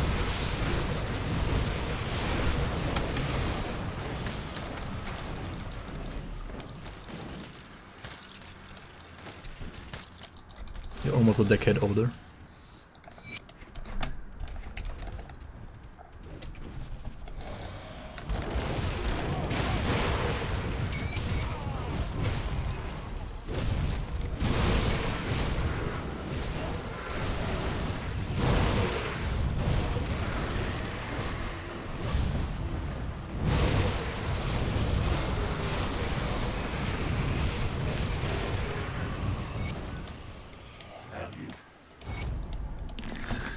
Alright, we're not gonna fight this guy because he's just gonna like bitch slap us, right? He's just gonna like cut us instantly. So we need to go to the rift in Plains of Strife again, right? Yet again. We gotta go in there. Let me actually put on in-game music from now on, because we're pretty close to the end of this episode, first of all, and also we're like pretty close to fighting Bourbon Clones, which have like actually pretty cool music.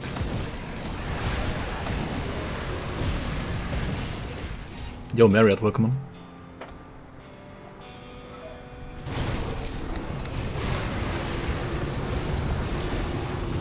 $40 equals basically death.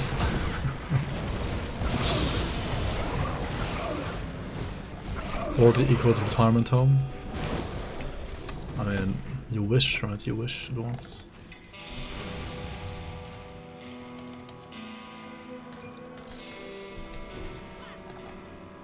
Yo, Marcus. Welcome.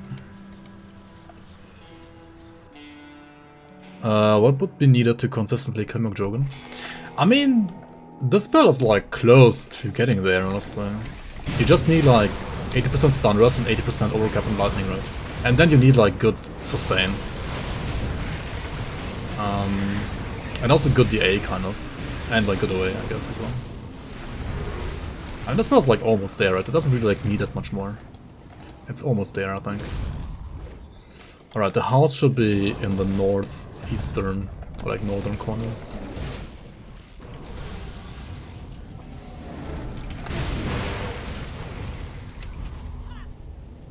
Okay, there's one house here. That's not the correct house though. There is another house, I think up here. Yeah, there it is. It's a big house with like a blue flame in the chimney.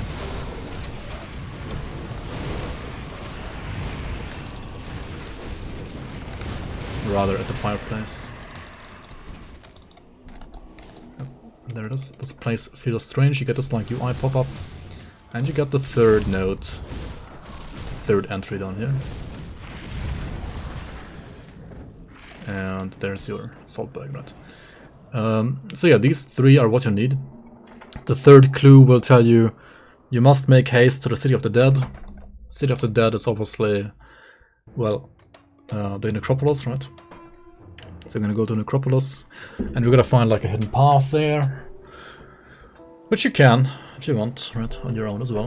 It's not that hard to find, I would say. Just like full clear the map and like check out all the corners.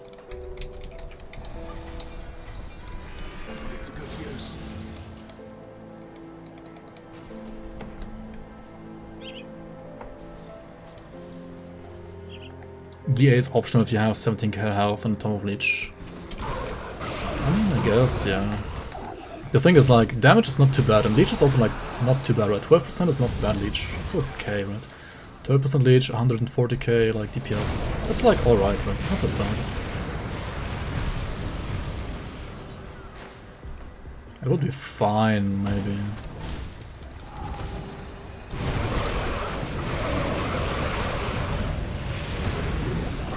I mean, I could try at the end of this. Maybe.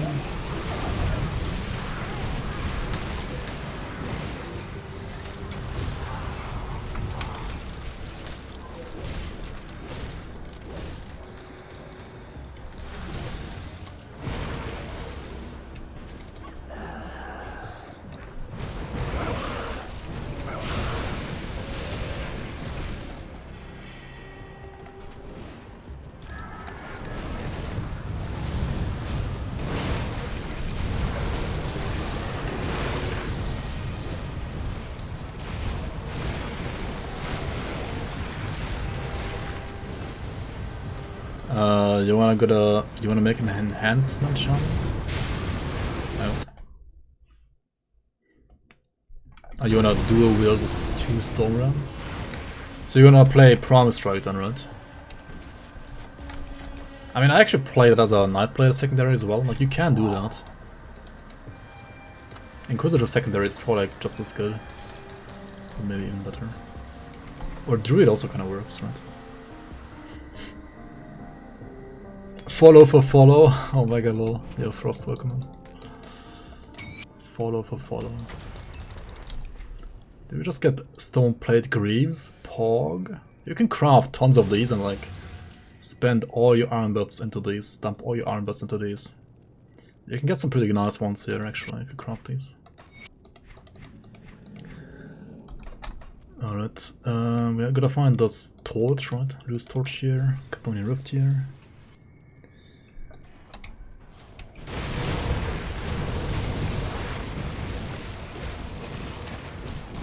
What's even the point of like follow for follow, apart from like your follower number going up?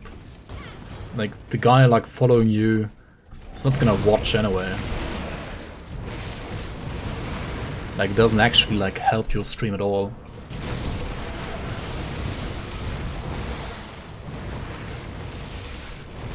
I feel like follower number is... it's kinda whatever, honestly. It's for idiots, yep. Yeah, it's for idiots, like really. It really is.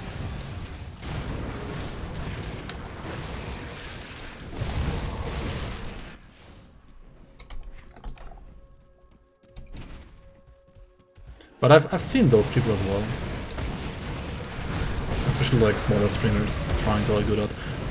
Actually the Twitch, like /r/Twitch subreddit is full of those guys. Well, like not full of them, but they are quite of them there. I don't know, man. They think like it does something, it does nothing. Anyway, we're over here at the edge of reality, right? And over here we wanna prepare and not die to trash. We wanna prepare for the upcoming fight, the upcoming Bourbon Clones fight, right? Captain John Bourbon and his clones are gonna die in this alternative reality. Hashtag spoilers. Let's put all these here and like use all of them, right? You can also check all your resistances yet again and see if you like spot any weaks, like weak ones here, and then also like use ointments for those on top if you want to, because these guys actually have some noticeable like resistance reduction. Like I could use like an Aether pot here, or like a Vitality pot, or a Poison pot. That would actually like be worth doing here. I don't have any with me there, so I'm not gonna do that anyway. I do have a cluster, right? I have 2 clusters that I can press. I'm gonna use these pots.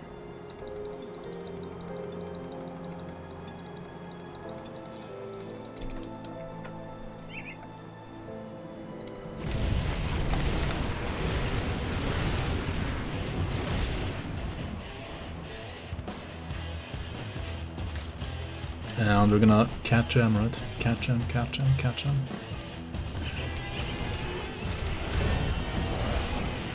Alright, so clone number 1 is easy, right? Clone number 2 and so on, apart from, like all clones from now on, apart from the last one, are gonna put up a bubble once they're around like 20% HP. And that bubble gives them like 90% absorption. It doesn't last forever, but it lasts a very long time. And I mean, that in general is not really that problematic. However, if you're leech dependent, like I kinda am right now, then you're not gonna leech, right? So you kinda wanna make sure to always have like 1 clone left from which you can leech. Or you just like disengage a bit and like wait for their bubble to come down, to get down again. And leech from this guy about, right? Also, different clones can have like different resistance reduction, and that can also stack, so careful, careful. Right. Take a moment to like always check out your debuffs as well that you're on, like that you're having.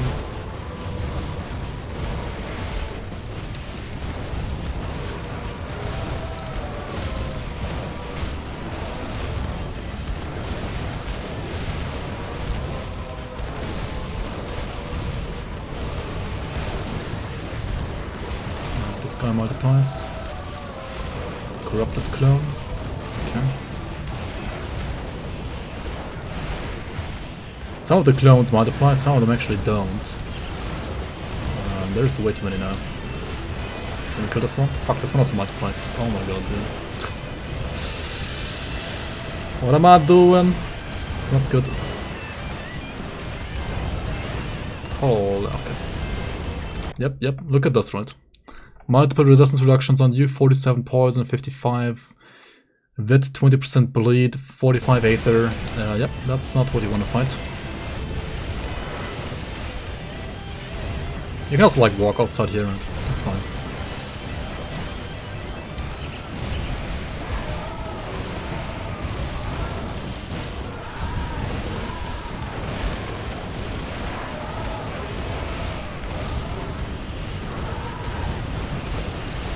Alright, we have Define a Form being spawned here. Let's make sure to kill the other ants real quick, because if Define a Form is already there, you kinda know, okay, the others aren't gonna like spawn more usually. Assume you have like killed all of them like equally quick. Alright, Define a Form is gonna be a little bit annoying, right? And also we're gonna spawn the actual Define a Form after that. But if you're at this stage and you have like killed all the other clones, then it's kind of an easy fight already, right? If you make sure that you are not fighting like too many clones at once, then the fight is not really that hard. But if you disrespect the clones and like fight all of them at once, it can be really hairy real quick, right? Because of the like stack resistance reduction. And you get this beauty of an item, right? This is super beautiful, right? Very, very nice. Best item in the game, basically.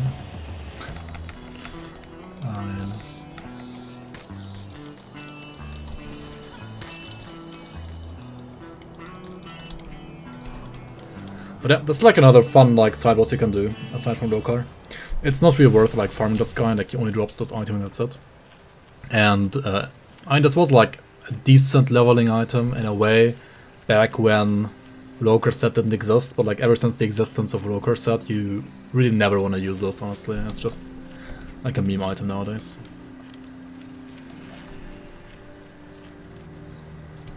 You literally transmog to that item every time. Yeah, you are a man of culture indeed. A man of Grimtools culture. But yeah, that's gonna be it for this episode. Unless we actually do Mogdrogen. I mean, I can try him and maybe bail. Because I kinda don't wanna die, because I might wanna min-max this character as well with my like main gear from my main account. To like show you guys basically what a proper min-max character could look like.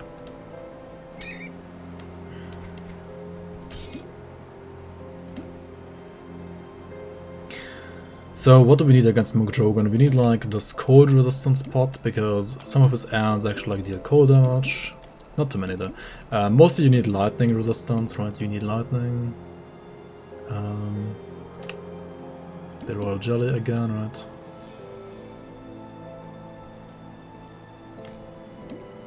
Royal jelly all the way. Frost shroud. Hey, where's the lightning one? Do I not have any lightning pots? The fuck? You can also get like life leech pots somewhere, right? Elixir of the Ancients for bonus away.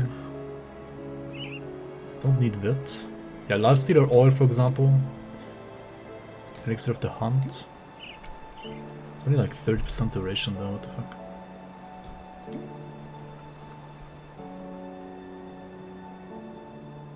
There is a pot from...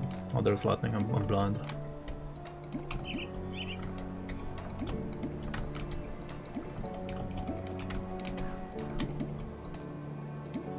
So lightning, cold.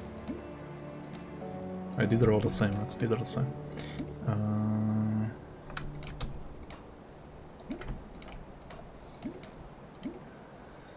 Okay, 3 of each here. Elixir of the Ancients. Lifestealer oil. Will I kill Kala? No, definitely not. This kind of character can't even like probably kill a Ravager unless like really min-max it properly. And Kala is like, I mean, probably also maybe doable once it's like probably min-max, but it's gonna be like very stressful as well. I would rather play another character for Kala or Ravager. Why do I have this? I don't need it.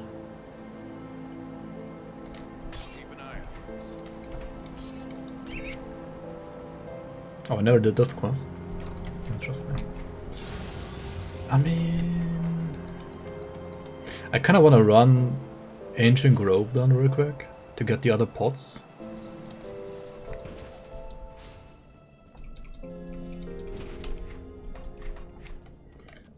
I feel like Kala is usually not one-shot as much as... I mean, Ravager is like worse when it comes to one-shots than Kala. But the sands, if they like stack and overlap, it's just so bullshit, I don't know.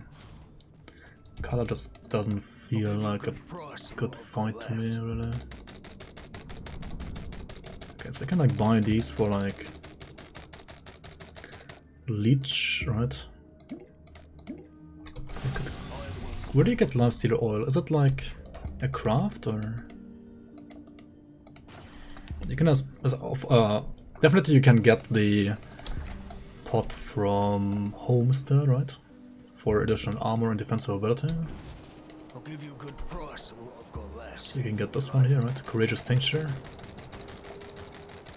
You can always buy 2 at a time by like just clicking with both mouse buttons, right? This one's like 60 DA. Also like additional armor, but I mean against Mogdrogen armor it's kinda whatever. Kinda useless. This one's just like additional OA if you really want that.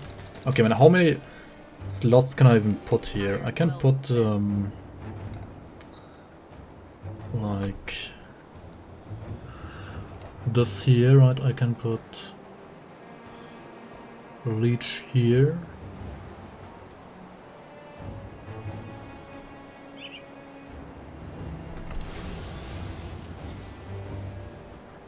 And these two, I don't know.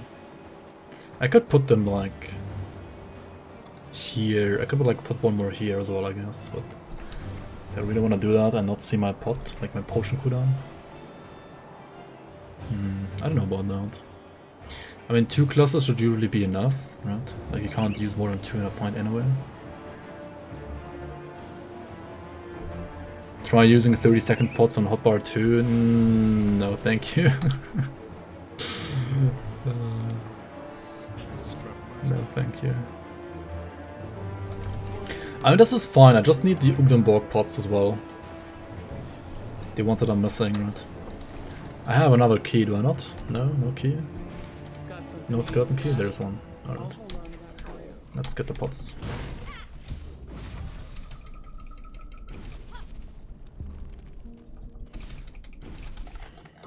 Oh, it seems a bit low. I have Crushing Verdict, right? It's like another 236%. I mean 236 flat.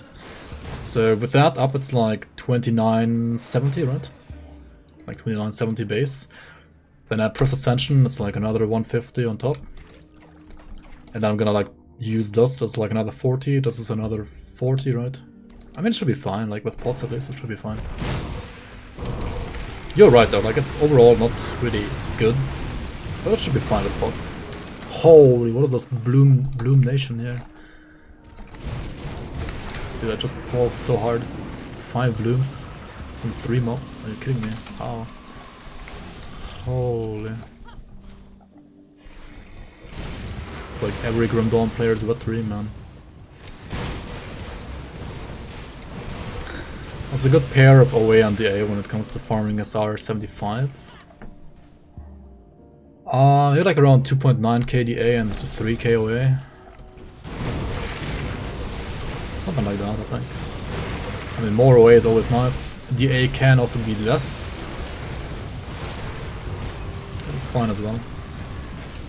Depends on the build a bit. Like, depends on your build being like fine with getting crit or not. Like some builds are fine getting crit, some builds are not. Kind of like depends on your max HP that you have, like your total HP pool, for example, or like your other like means of absorption that you have. But yeah, basically like depends on your effective HP pool that you have and whether or not you can take a crit or not. And also if you have like low DA, try to avoid like bonus crit, like mutators, right? Crit damage mutators rather. Basically this one, right? If you have low DA, you never want to fight with Cruel, right? Cruel is gonna be very cruel for you. Like 60% bonus crit damage is huge on mobs. Because by default they have like basically nothing. Yo, Marriott Gun, thanks for the 5 gifted subs, man. Very much appreciate that support. Welcome in, Serious Stan, Skeleton Suits, Spice Weasel, Sneaky Wink, and Frost. Congrats on getting a received gifted sub by Marriott Gun. Thank you so much for the support, man.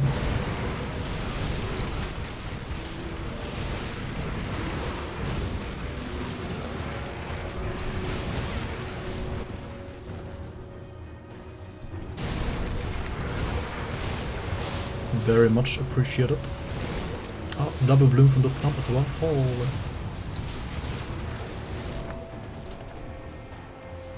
Some proper blooming here. Be right back, gonna watch that. You're gonna watch what? Hey, what are you gonna watch?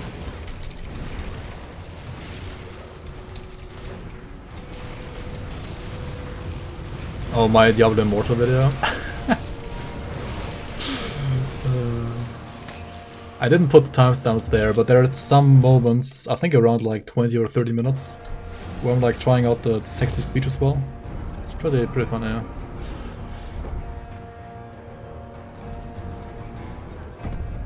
I guess like right at the end I'm also like using it again. Like I'm using it like every now and then in between to like show it to people.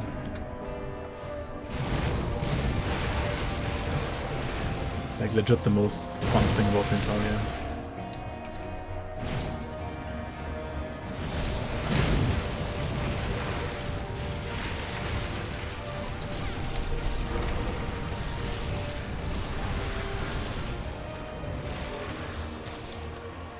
Yo, Buhor Paduha, welcome, welcome. Can't find the medal. Yeah, the medal is RNG, unfortunately, and I am aware that I'm very lucky using this medal right now. You can also use Direwolf Crest instead, but also that one is pretty rare. So, yeah, until you have Direwolf Crest or Korvax medal, you will unfortunately have to use the relic for dual wielding with Bladesworn, or like the upgrades of Bladesworn Talisman will have to be used here instead. Anyway, I'm really here for just this guy, right? And I want to get the Ogden Juice and also the other one that I'm also still missing. What we can do here is like a small trick, right? We can like try to reset the vendor without like exiting the entire dungeon, right? You can just like go to the next area, right? And then I should get the monk.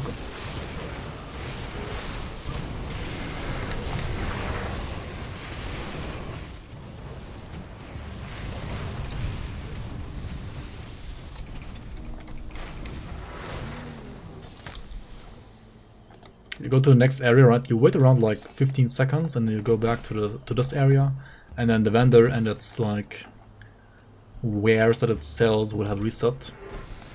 And you can also like use that to reset the blueprints that these vendors sell, right?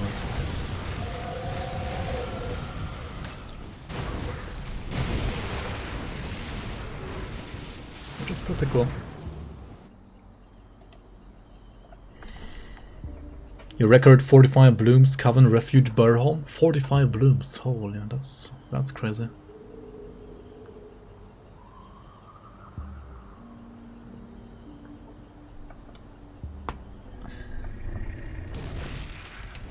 Against vendor farming, does vendor farming? Yeah, I mean in general I don't like this practice that much, but it is what it is, at least in the vanilla game, right?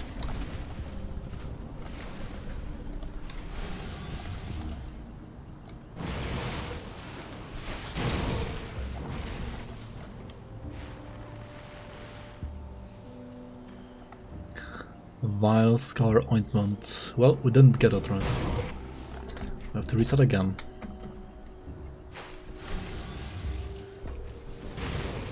A price multiplier on these vendors.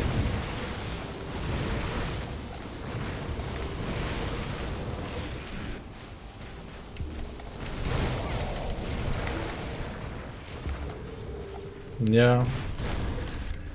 That would be interesting, I guess. Alright. One more question. Can I get Stronghold item set and Ashes of Mammoth monsters? Like... You just need to have Ashes of Mammoth expansion active, and then you can get it anywhere. Like, you can drop anywhere. It's not really like target farmable. It will be a random drop, just like all other blueprints as well. Anywhere. You can also do like totems and Broken Hills, or like anywhere else. It doesn't have to be like in Mammoth.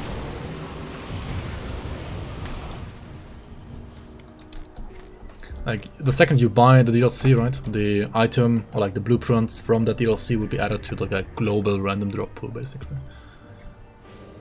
So you can get it anywhere. Did it not reset? Am I stupid? Am I stupid or dumb? By the way, this is a Thunderstruck of Squalls. I'm buying this shit, right? Like, what the fuck is this?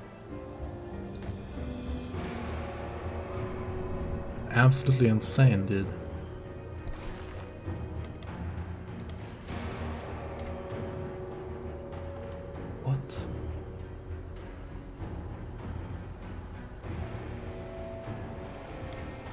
I mean, I'm not gonna use it on this character, but... And that's, ladies and gentlemen, is why you have vendor farming nerfed in the league, because it's just like too easy to get like crazy items.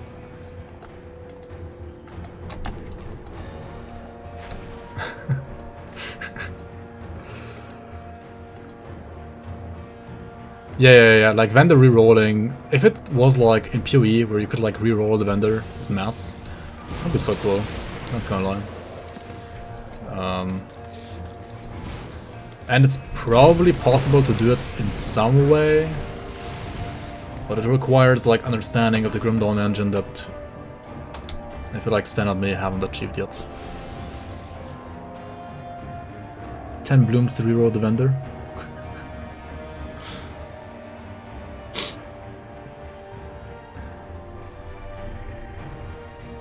Bot to farm iron bots. I mean, you would always like bot to farm whatever currency you're like trying to farm them, right?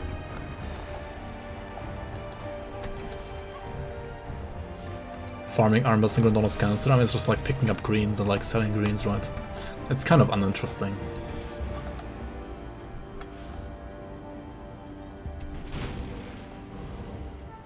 I still think they should just make you get more iron bots from like killing mobs. And reduce like the cost of items maybe a bit. Like iron bit worth rather a bit. Like when you sell items, not even when you buy items.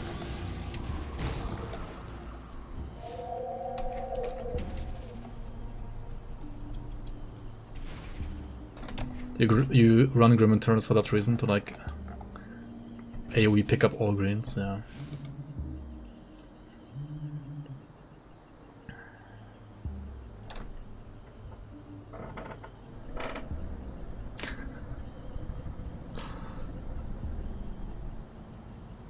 SR is pretty good for bits, yeah, that's true.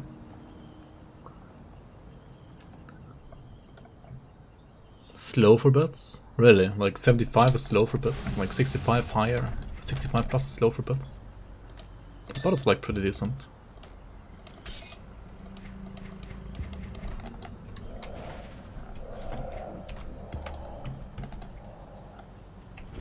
Maybe totems like still beat it.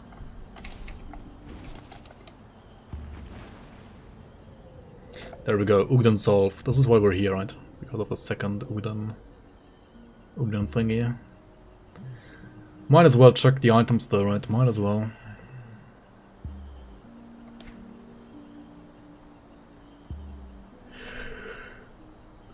Bile Ridden of Death Chill. I mean, it's like cold acid hybrid, it's like not really good. Even though it's like triple rare.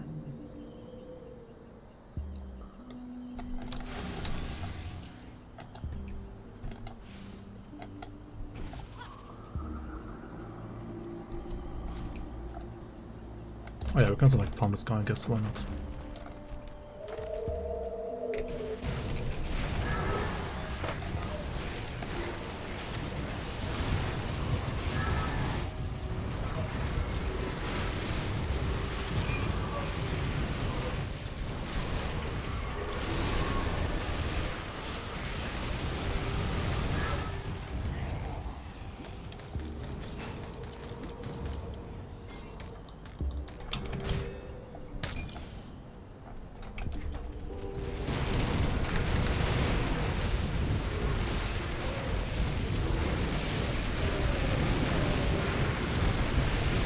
What the fuck?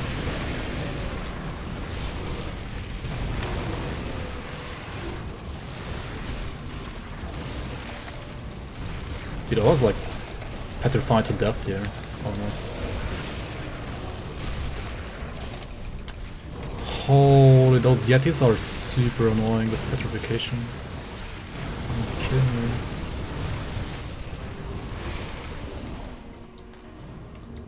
Holy. I only have 30% petrifiedness.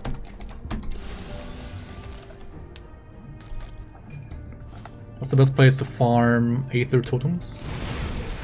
Yeah, we're in the cellar. Like, not the lab, but the cellar. Always have like an ancient totem there.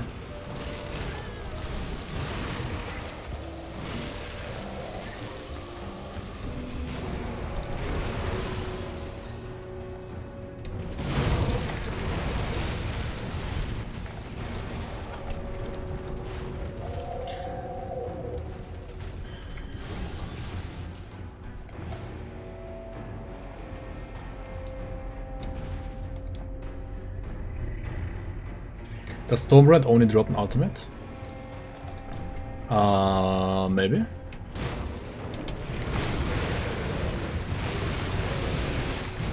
Oh, you're trying to get an elite? I mean, I would never farm anything on Elite. Apart from maybe like Creek set. Like the chances are just always bad. Or like worse than Ultimate at least, I don't know.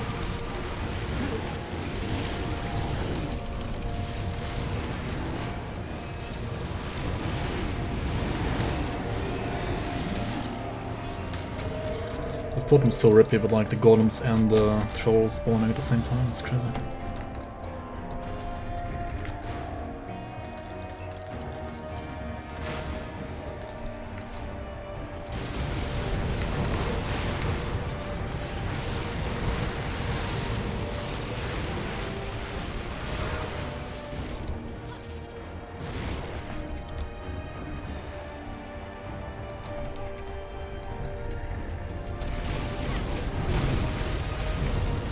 Yo, Apathy, welcome on.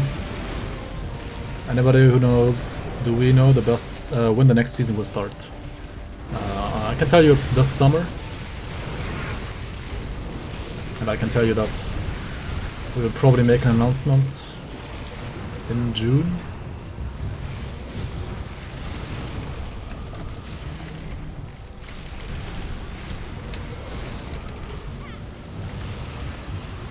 But you will have to wait for the announcement, and I guess this was right now the announcement of the announcement, right?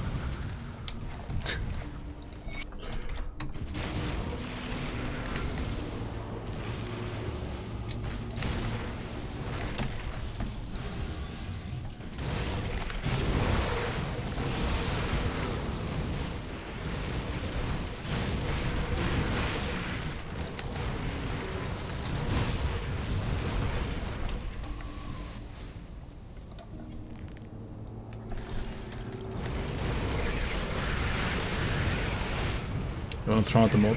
I mean...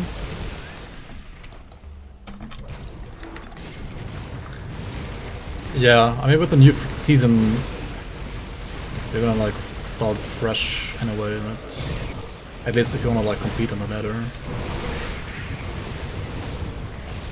And even if you don't wanna compete on the ladder, actually we had to like change some of the... I will probably like have to put this as well in the announcement at some point. We had to like change the folder structure for some of the items that we like made for the season.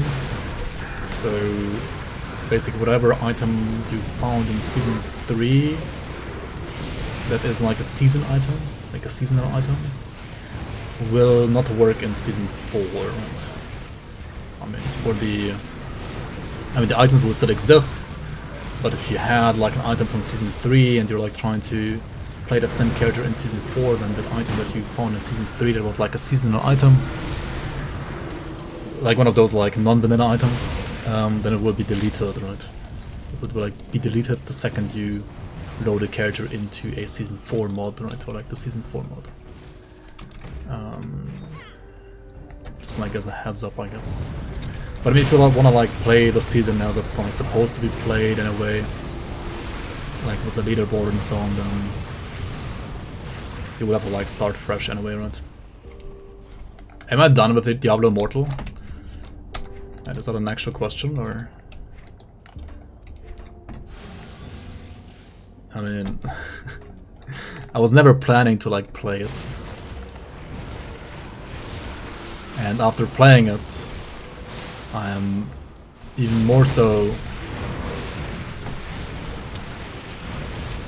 like, how do you say that? I've even more so decided that I don't want to play it. I mean, if I play Diablo Immortal, right, I might as well like play Raid Shadow Legends, right? It's like literally the same.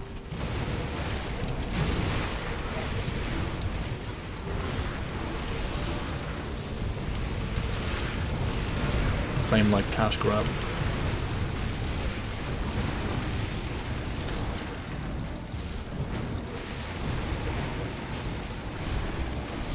And okay, like combat gameplay is not that bad, but I mean I could also just like play Lost Ark if I want like the same kind of gameplay, or like play Diablo 3 for the same kind of like gameplay. And I also think like those games are not good enough to be played. And then, okay, visually, sure, it looks better than Diablo 3.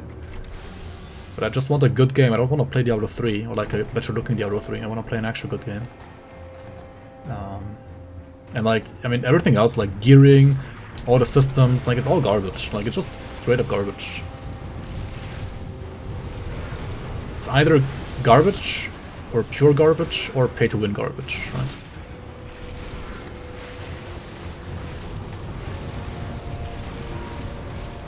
This is not a good Gargoyle kill time, is it? Dude, this is stage 1, like what the fuck? What is happening here? Oh, we have less crit damage. Maybe that's why. Also, I'm not using Ascension because I wanted to save it for stage 2. I might have as well used it for stage 1 now, honestly.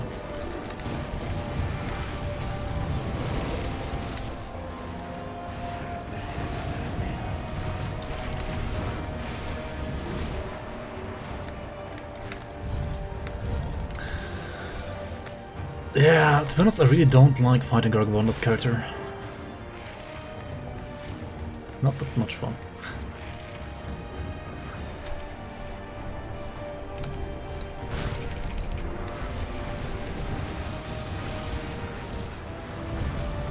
Volcanoes, volcanoes, volcanoes. Come here. Oh my god, he's so slow as well. Stop it. Holy fuck, dude, what is wrong with this Gargoyle here, man? Why is he on crack this run? It's like almost one-shotting me.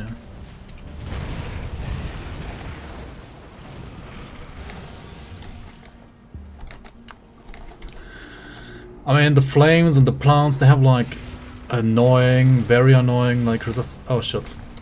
Imagine using guardians. What if my guardians despawn? What the fuck? Oh my god, I was fighting without guardians.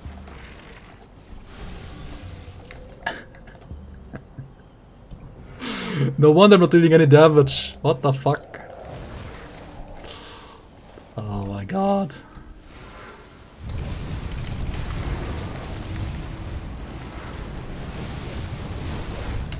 Holy. Okay, that's just embarrassing.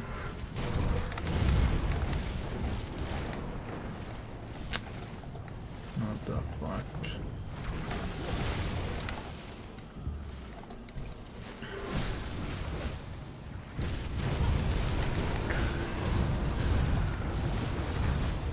Should have like paid attention to the game instead of like trash talking Diablo Immortal, right?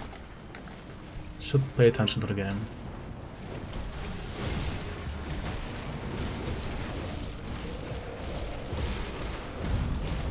Alright, there we go, holy fuck. Searing of Destruction was pretty good roll though. That's a pretty good roll. Pretty decent.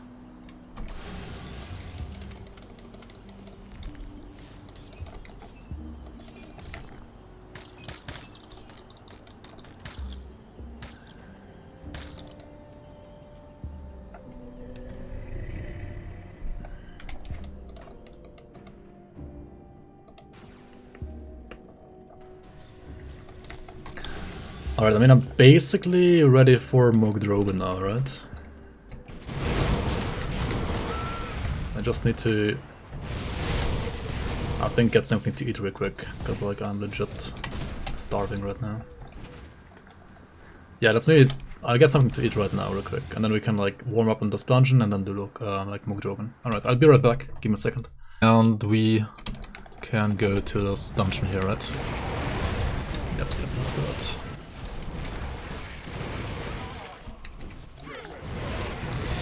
We're gonna warm up with this dungeon, then also do Kra'vall as chat just suggested. And then do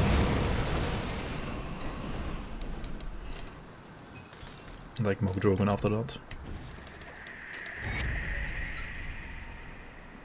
Like try Mogdrogen at least.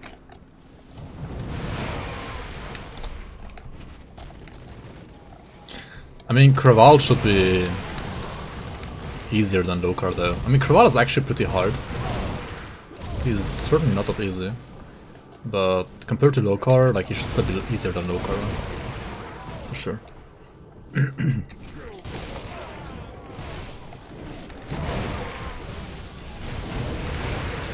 I mean, yeah, if you want like combat smoothness, then I guess Diablo 3 is not too bad. But the thing is, actually, like, Diablo 3 has like, it doesn't even feel as smooth anymore, to be honest. I feel like Last Epoch is way smoother. Like, if you want a smooth, like, if you want smooth gameplay, play Last Epoch instead, right? It visually doesn't look that good, but it's alright, I guess. But it feels like very smooth, to me at least.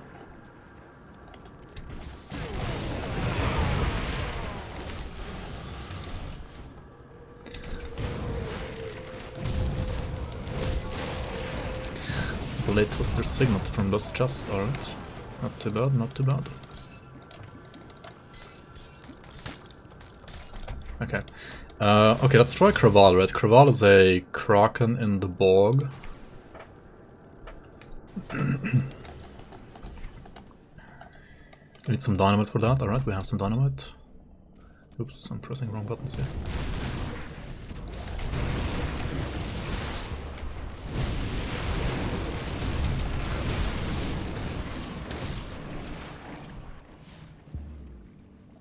If you want smooth skin, you should use a razor sharp blade for shaving. Did I say smooth skin? Smooth gameplay experience.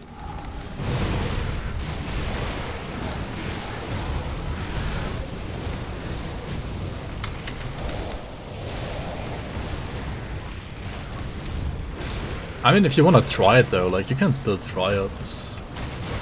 I wouldn't recommend it.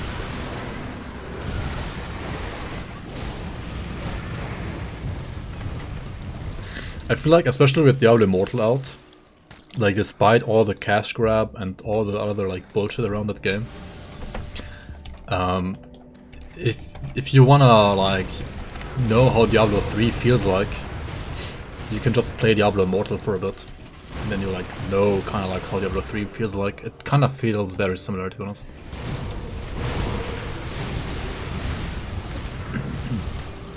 In your first playthrough, you died to Kra'vall 15 times.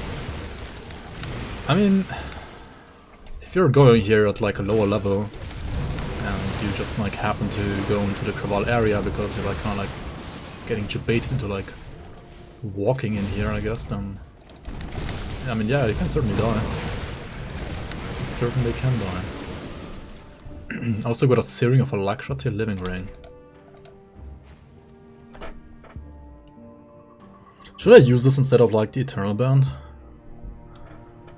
Has more attack speed, flat fire, percent elemental damage, like the same. Or it doesn't have the 12% reduced resistances, but honestly,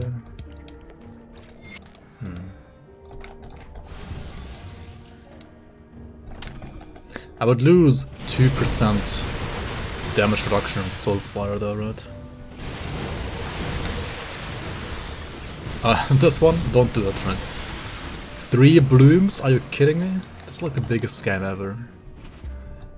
What the fuck?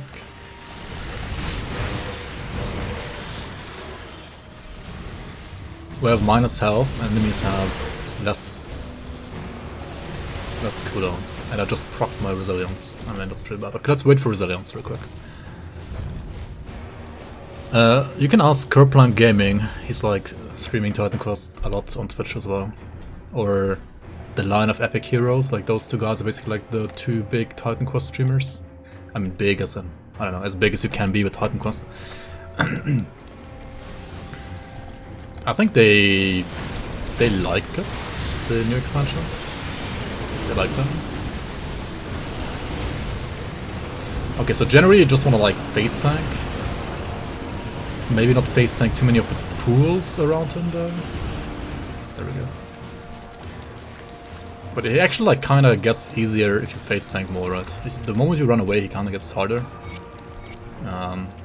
And this build has Gould also to like lead you through if you like drop low, right? So have faith in your ghoul, right? And yeah, that's also like why I waited for resilience, because you do wanna like burst him down during like ghoul or resilience and so on, right?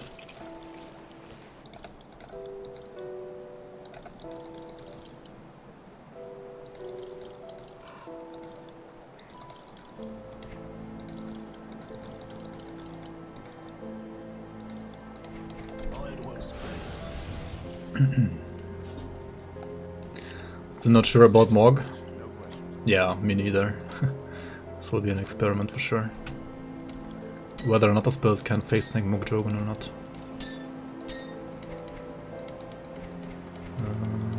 I mean, if I can face sync phase 1, I'm happy. If I have to kite for phase 2, that's fine with me. We'll see, alright, we'll see. Alright, we have found the Ugnenborg pots, right? Ugden Salve and Ugden Juice. We crafted these as well. And use them alongside all the others here.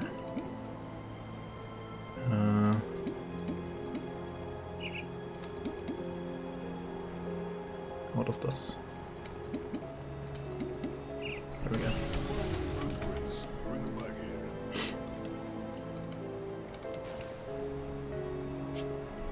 Welcome to the Grand Tournament. Armor up, yeah. Armor up, I guess. Resilience up, good up, I guess. I only have one cluster. I kinda wanna have 2 clusters though, right? Fuck. 1 cluster is really bad, you want 2 clusters. I mean, you don't need more than 2, but 2 is what you want.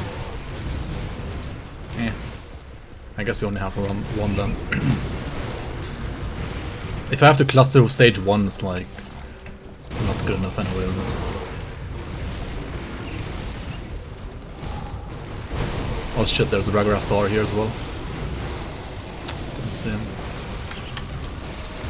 I mean, okay, that's at least an easy totem though. It's not too bad.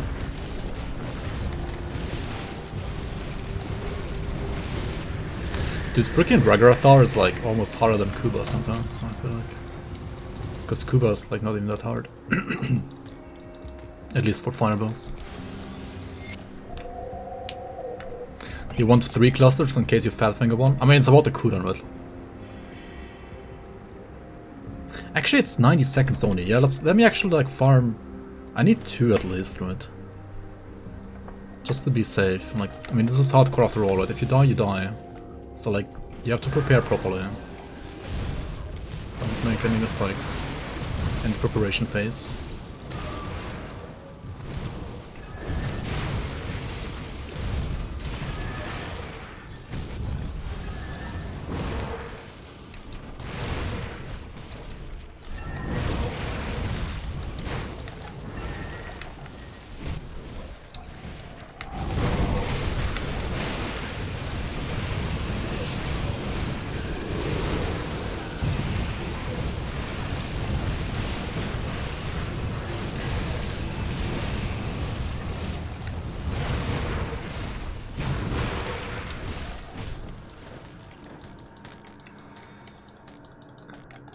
Seal of Blades.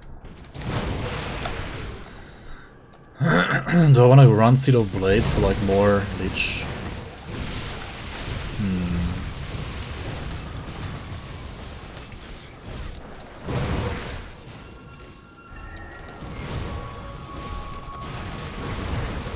We can use Olron's blood. SSF physical. Oh yeah, you can.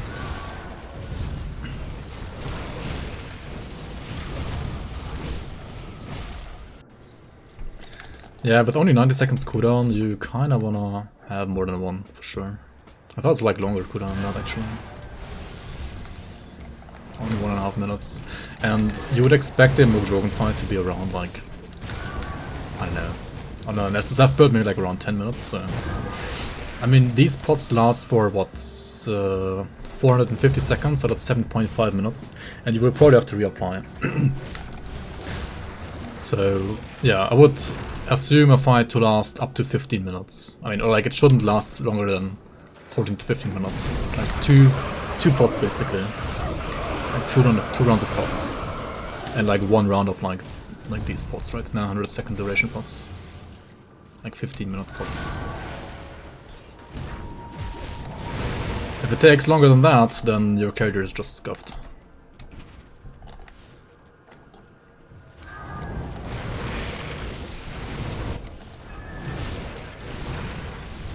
Or you're like playing it wrong, I don't know.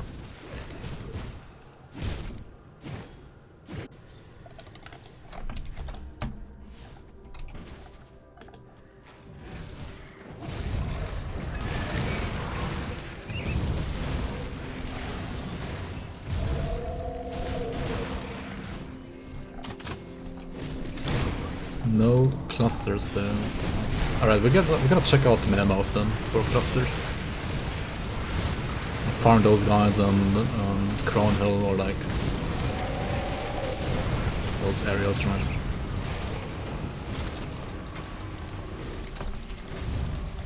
Right, you can go over here to Crown Hill and then you can basically try to farm these like ethereal sentinels. This guy, or like ethereal guardians. Right? I think the guardians don't drop any, but the sentinels should drop one, like the yellow versions of these, like the rare mob version of this mob.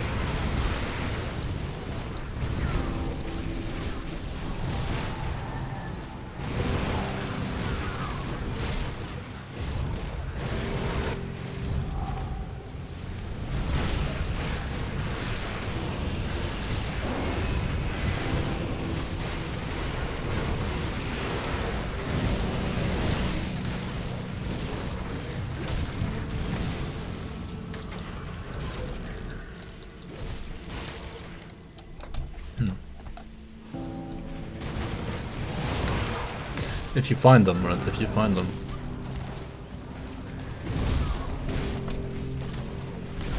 There should be another spawn location like here, right? I think. If I'm not mistaken. I mean, they're not like 100% spawn. Okay, there's one here. Maybe they're always called guardians, I don't know. Okay, there's an Aether Shard. I don't want to farm this guy really. Oh my god.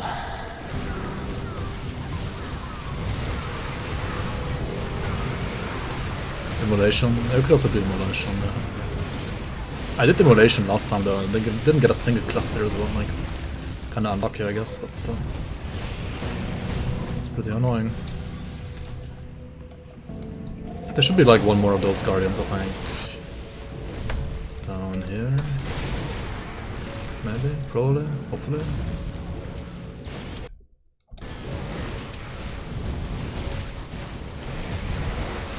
No?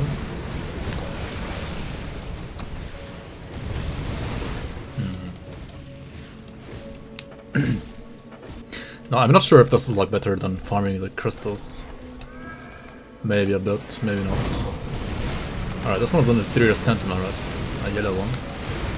Should drop a cluster, maybe? No? No cluster? It's still like always a chance to drop one, of course, right? It's not like 100% guaranteed. Zulul has a question. Isn't Spirit kinda trash that? Like Cunning gives away in damage, Physique is DA and DA, Physique and DA? DA and HP rather. Spirit is % damage. Spirit is also the same amount of HP as Cunning. Also Spirit does damage. I mean, yeah, Spirit has the same amount of like damage as Cunning. Generally, just like depends what damage type you're playing, right? Like Cunning is only damage if you're playing physical, bleed or pierce or internal trauma, whereas Spirit is damage if you're like playing literally everything else. Spirit also has energy regeneration, which can be not too bad on some builds, but generally it's pretty weak, that's true. Offensive ability is definitely stronger. I mean, yeah, out of all of the 3 attributes, I would say Spirit is generally the weakest. That is true. But there are some builds, especially like Arcanists, that can stack Spirit to a ridiculous amount, and then they actually have tons of damage through Spirit as well. But yeah, in general, I would say your assumption is correct, that Spirit out of the 3 is like the worst, at least. Yeah, that is true.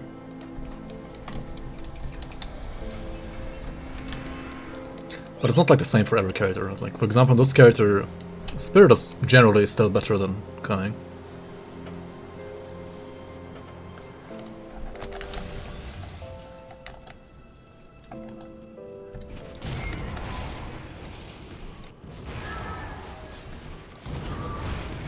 In general, like, this character probably just wants like everything in physique. If you go for like a secondary and you have like enough defensive ability already, then you can just go like into Spirit. And away should be fixed from like other, like not from Cunning, should be like fixed through gear.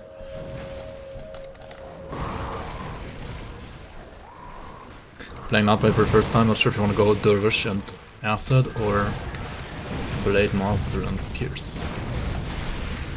Well, you can't really like go wrong with Soldier ever when it comes to like tankiness and survival, right? Dervish is pretty good though, and I think personally that like Dervish is like better damage, so with Saffron at least. Like endgame, Blade Master overall can be like, I would say like the better package than Dervish. But while leveling, Dervish has like more damage than Blade Master, and Blade Master is like well, tankier, because it's a soldier, right? Soldiers are just always naturally tankier. On the other hand, like dual wielding soldiers aren't actually that tanky, like you don't have Menhir's Will, for example. They aren't actually that tanky.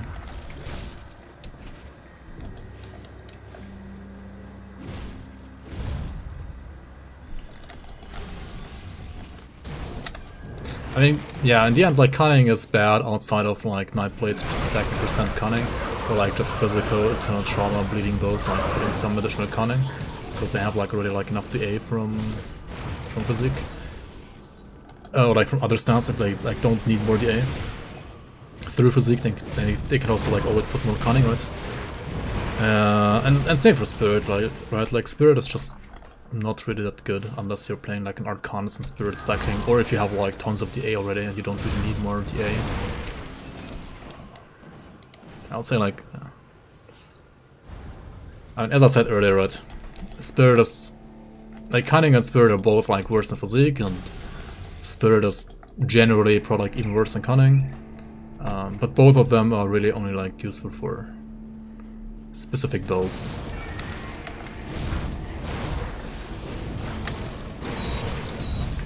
Getting anything here. Yeah, I'm farming for clusters though.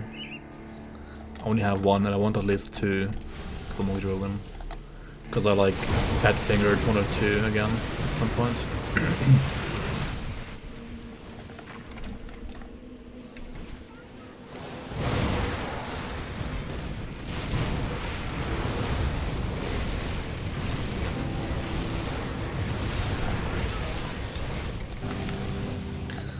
Dude, what is this RNG? There's one more down there. One more here as well. Oh, no, bro.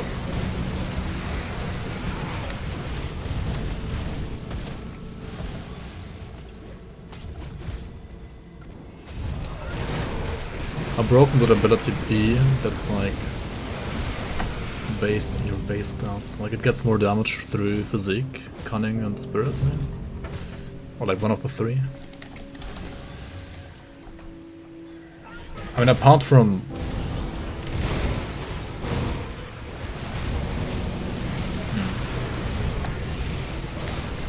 it's all about numbers in the end, right?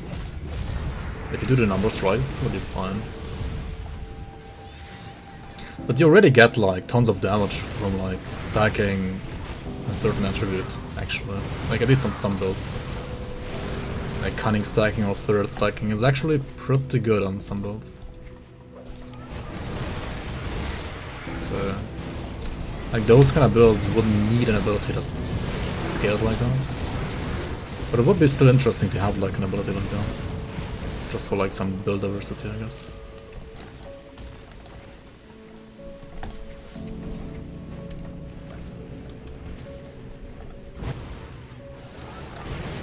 I mean, you would imagine it's similar to something like retaliation damage added to attack, right? If you do the numbers right, then it's fine. If you don't, then it's broken. Either brokenly bad or brokenly good. Just gotta like hit the right numbers. I mean, off the wolf, greens are already kinda good, honestly. They're not bad at all. Like, people already use them for like min-maxing sometimes. Like, those items are really not bad. They're not bad at all.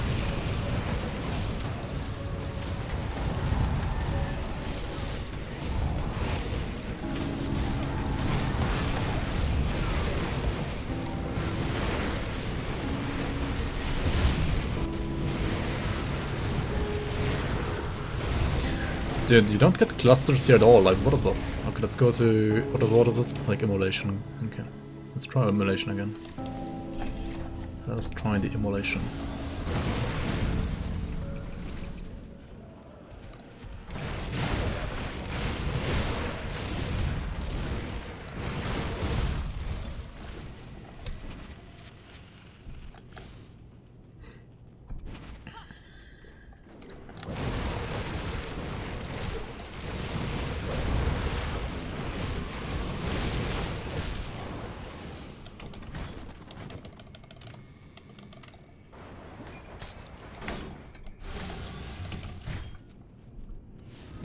Why was there a mob spawning inside this thing?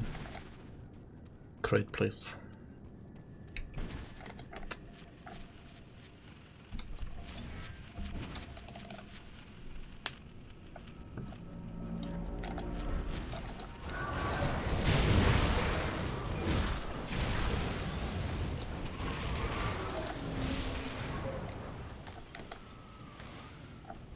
Arcanist benefits a lot from spirit stacking because he scales the base damage of the skill. Who's saying that? Reddit? Facebook.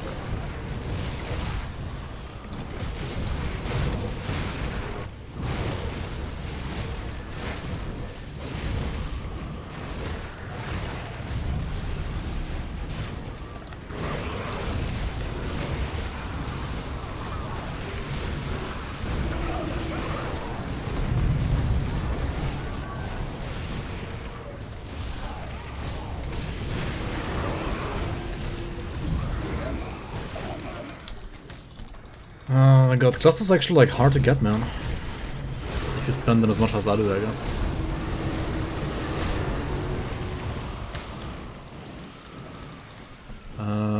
Yeah, you go devotion on Dervish to get damage reduction. That is correct. What the fuck? Dude, again, like, second time I'm here, second time I get 0 clusters. What is this? Hello? Game? Okay, maybe here? No. Maybe here? No. Oh, maybe here? No.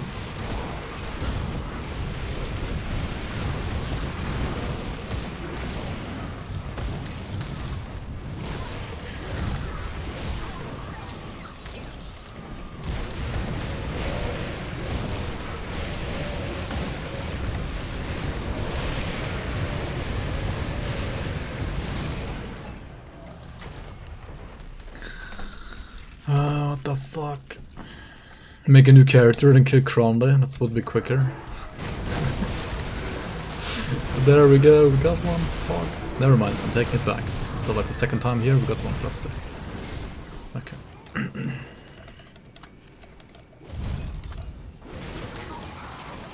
I feel like on average you should get like 1 cluster here per immolation run, though, right?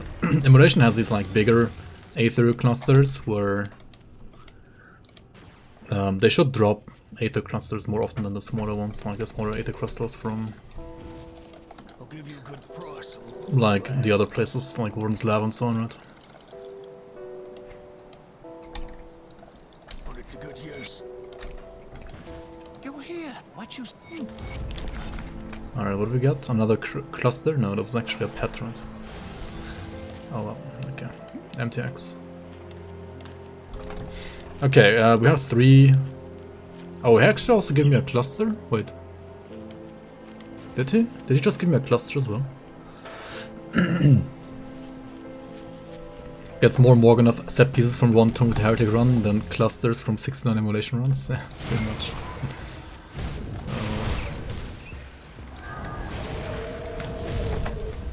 Alright, it is time, Morgoneth. I mean, Mogdrogen rather. It is time for you or me to die.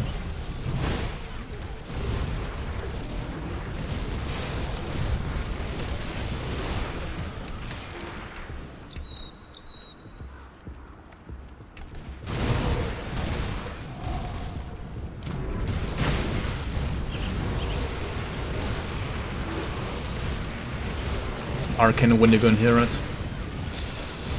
And I wasn't quick enough, holy shit, to kill him. And this guy's hitting him, really? What is this bullshit?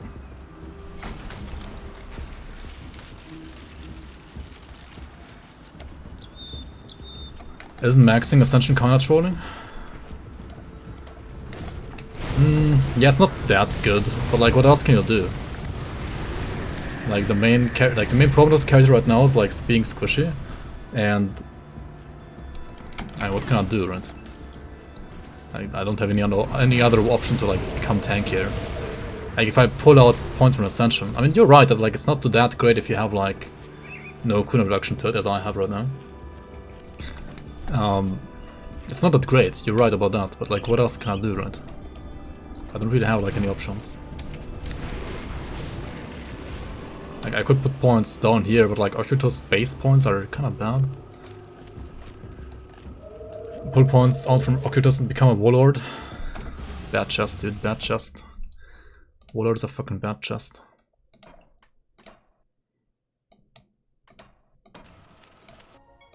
Alright, let's go here. Mogdrogen, right?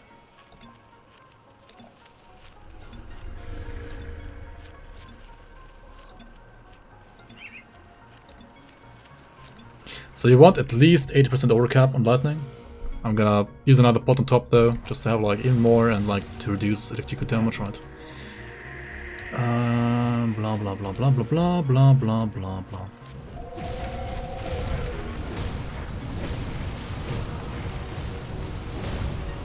Oh yeah, one annoying thing with Mogdrogen is that like he stuns, right? And whenever you get stunned, your our reckoning will stop spinning, right, for a millisecond. Which is like pretty annoying, right?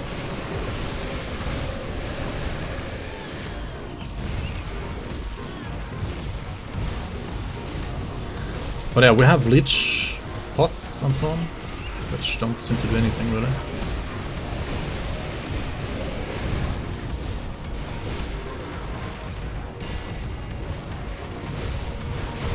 Did he proc my ghoul? He did, right? Holy.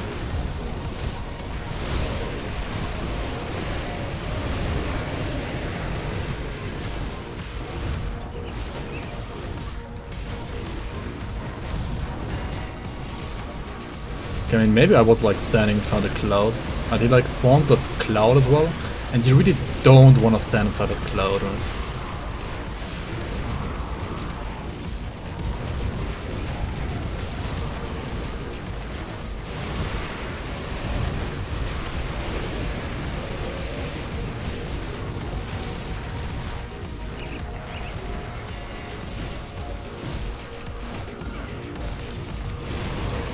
There's a cloud, right? Let's move outside of the cloud.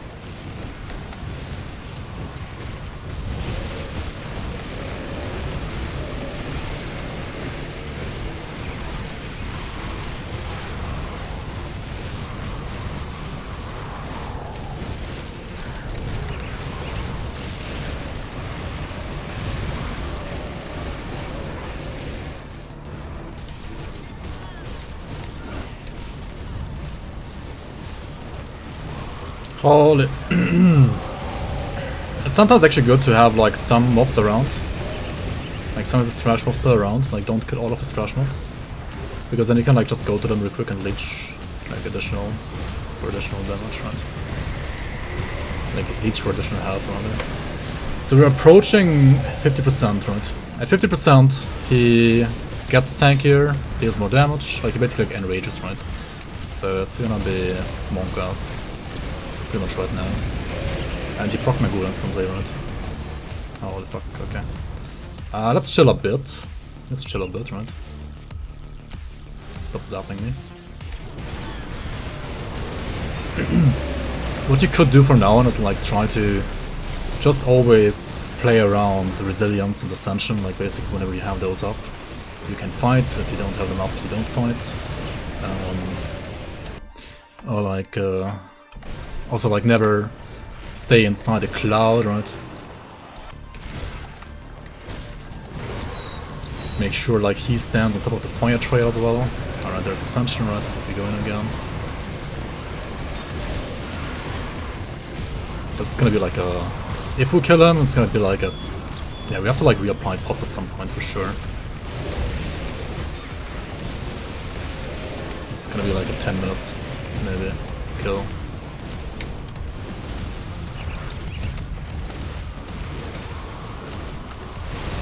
Oh no, it's like not taking any damage there right now. Because I always have to like kite outside of the frickin' cloud. Oh my god. This is so monka.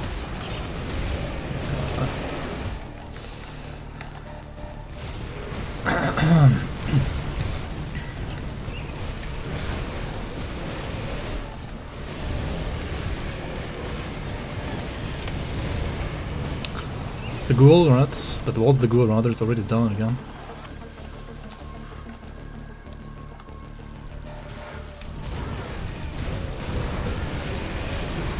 Did you fucking like stun me mid-wire smite? What the fuck?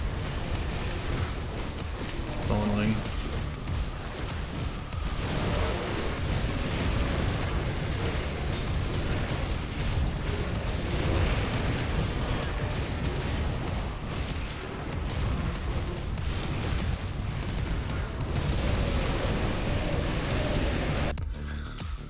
And also I still have like one problem, because like these freaking icons, they're the same for Wayward Soul, Meteor Shower, and freaking Ghoul. They all have the same icon, like crate please. Why do they have all the same icon, man? It's so terrible.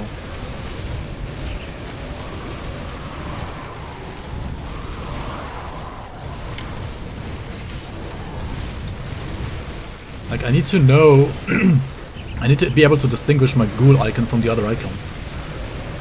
But it's like the same icon, so like you can't do it. I'm gonna like kind of try to tell, but it's like so hard to tell sometimes.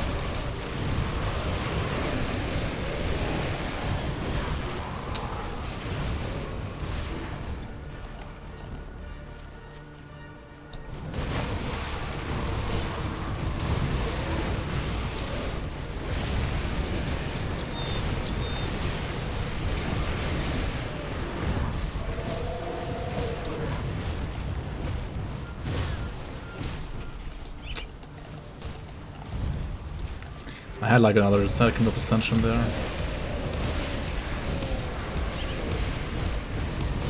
I could have used it.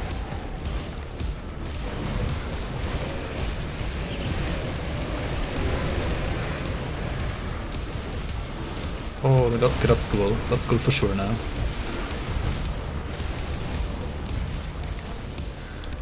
Should we really reapply? I mean, why not, right? Let's reapply now.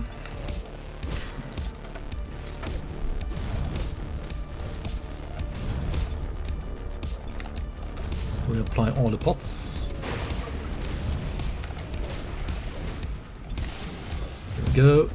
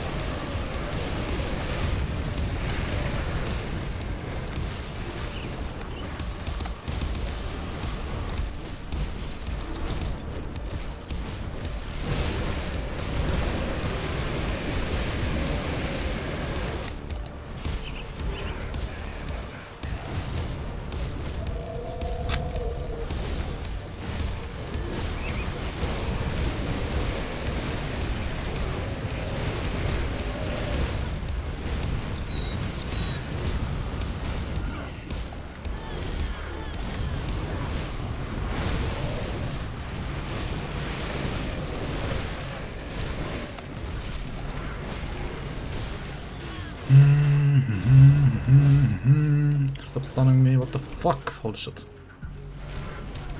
Oh man, okay.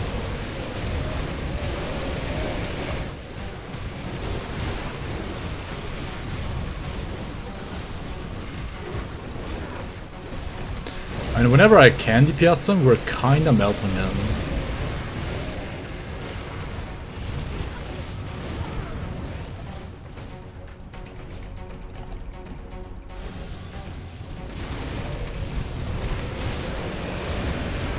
He's down to 6 million, below 6 million now.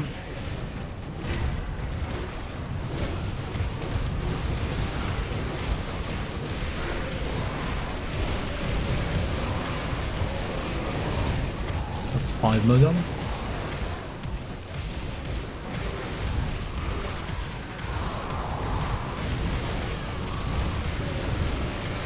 I mean, if you're playing softcore, you can, like, if you want, like, play this a little bit more aggressively and also, like, aggressively cluster, right? But I'm gonna just play it safe here, I think. We're down to 4 million, right? It's fine. Just continue playing like this, and that's fine.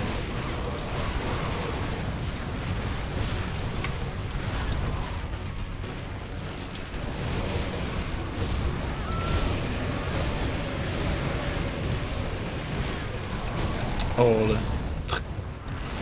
Oops.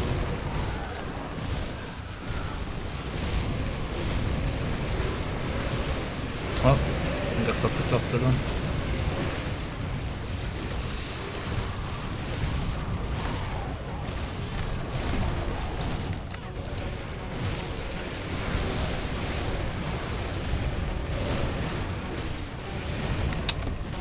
Okay, I'm playing like greedy right now. Also, why is it getting laggy? What the fuck?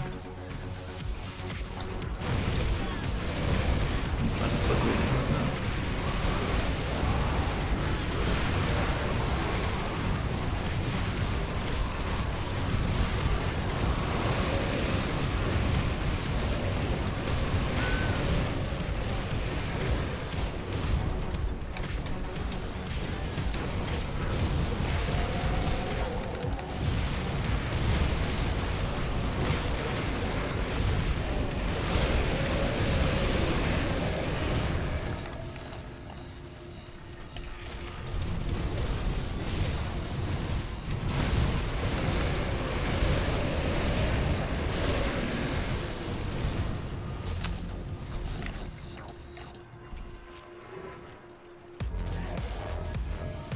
What the fuck? Where's he going? Where is he going, dude?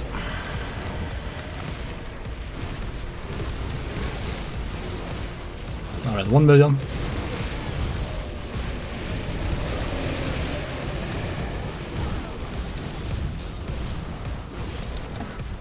Monk.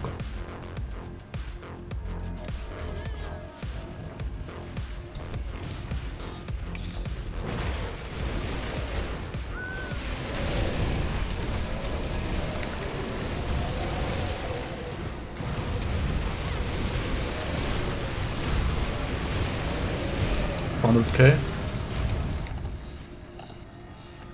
Come on, come on, come on. What do I have? I have pot, right? I have a pot.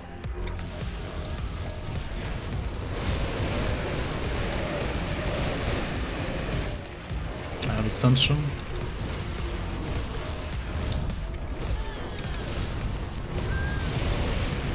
There we go.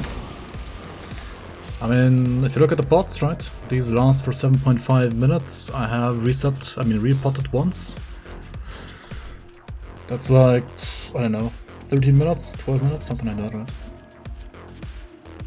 That's fine. I mean, for a literally solo self-found build that has not used a single item for any other build whatsoever, I've played this character for 28 hours now. I mean, 0 to 20 hours. I mean, 0 to killing Mogdrogen in 28 hours is not too bad, right? That's fine. Pretty fine, pretty fine. Why was it lagging in the end though? Like, why is it lagging here at all? What's wrong with my PC today? I don't know. It shouldn't lag at all. Oh well. Anyway, thank you so much. I'll put this one, I mean, thank you so much for watching. I'll put this one to rest for now, for sure, this build. Maybe like revisit it at some point.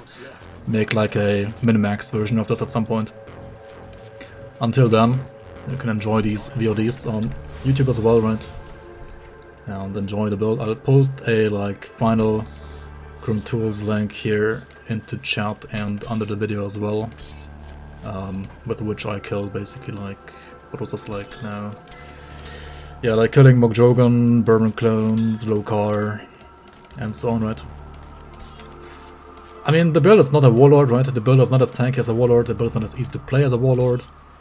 It is also not quite as leechy as, say, a Vitality caster.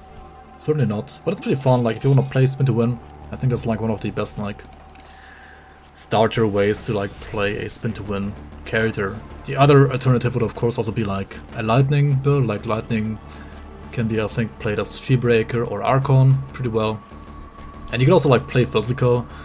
But honestly, Physical is just pain until you have, like, the Warborn set, right? It's so slow and bad until you have Warborn. Once you have Warborn set, though, it's pretty good, right? But, like, until then, it's kind of bad. But yeah, see you around. Thanks for watching.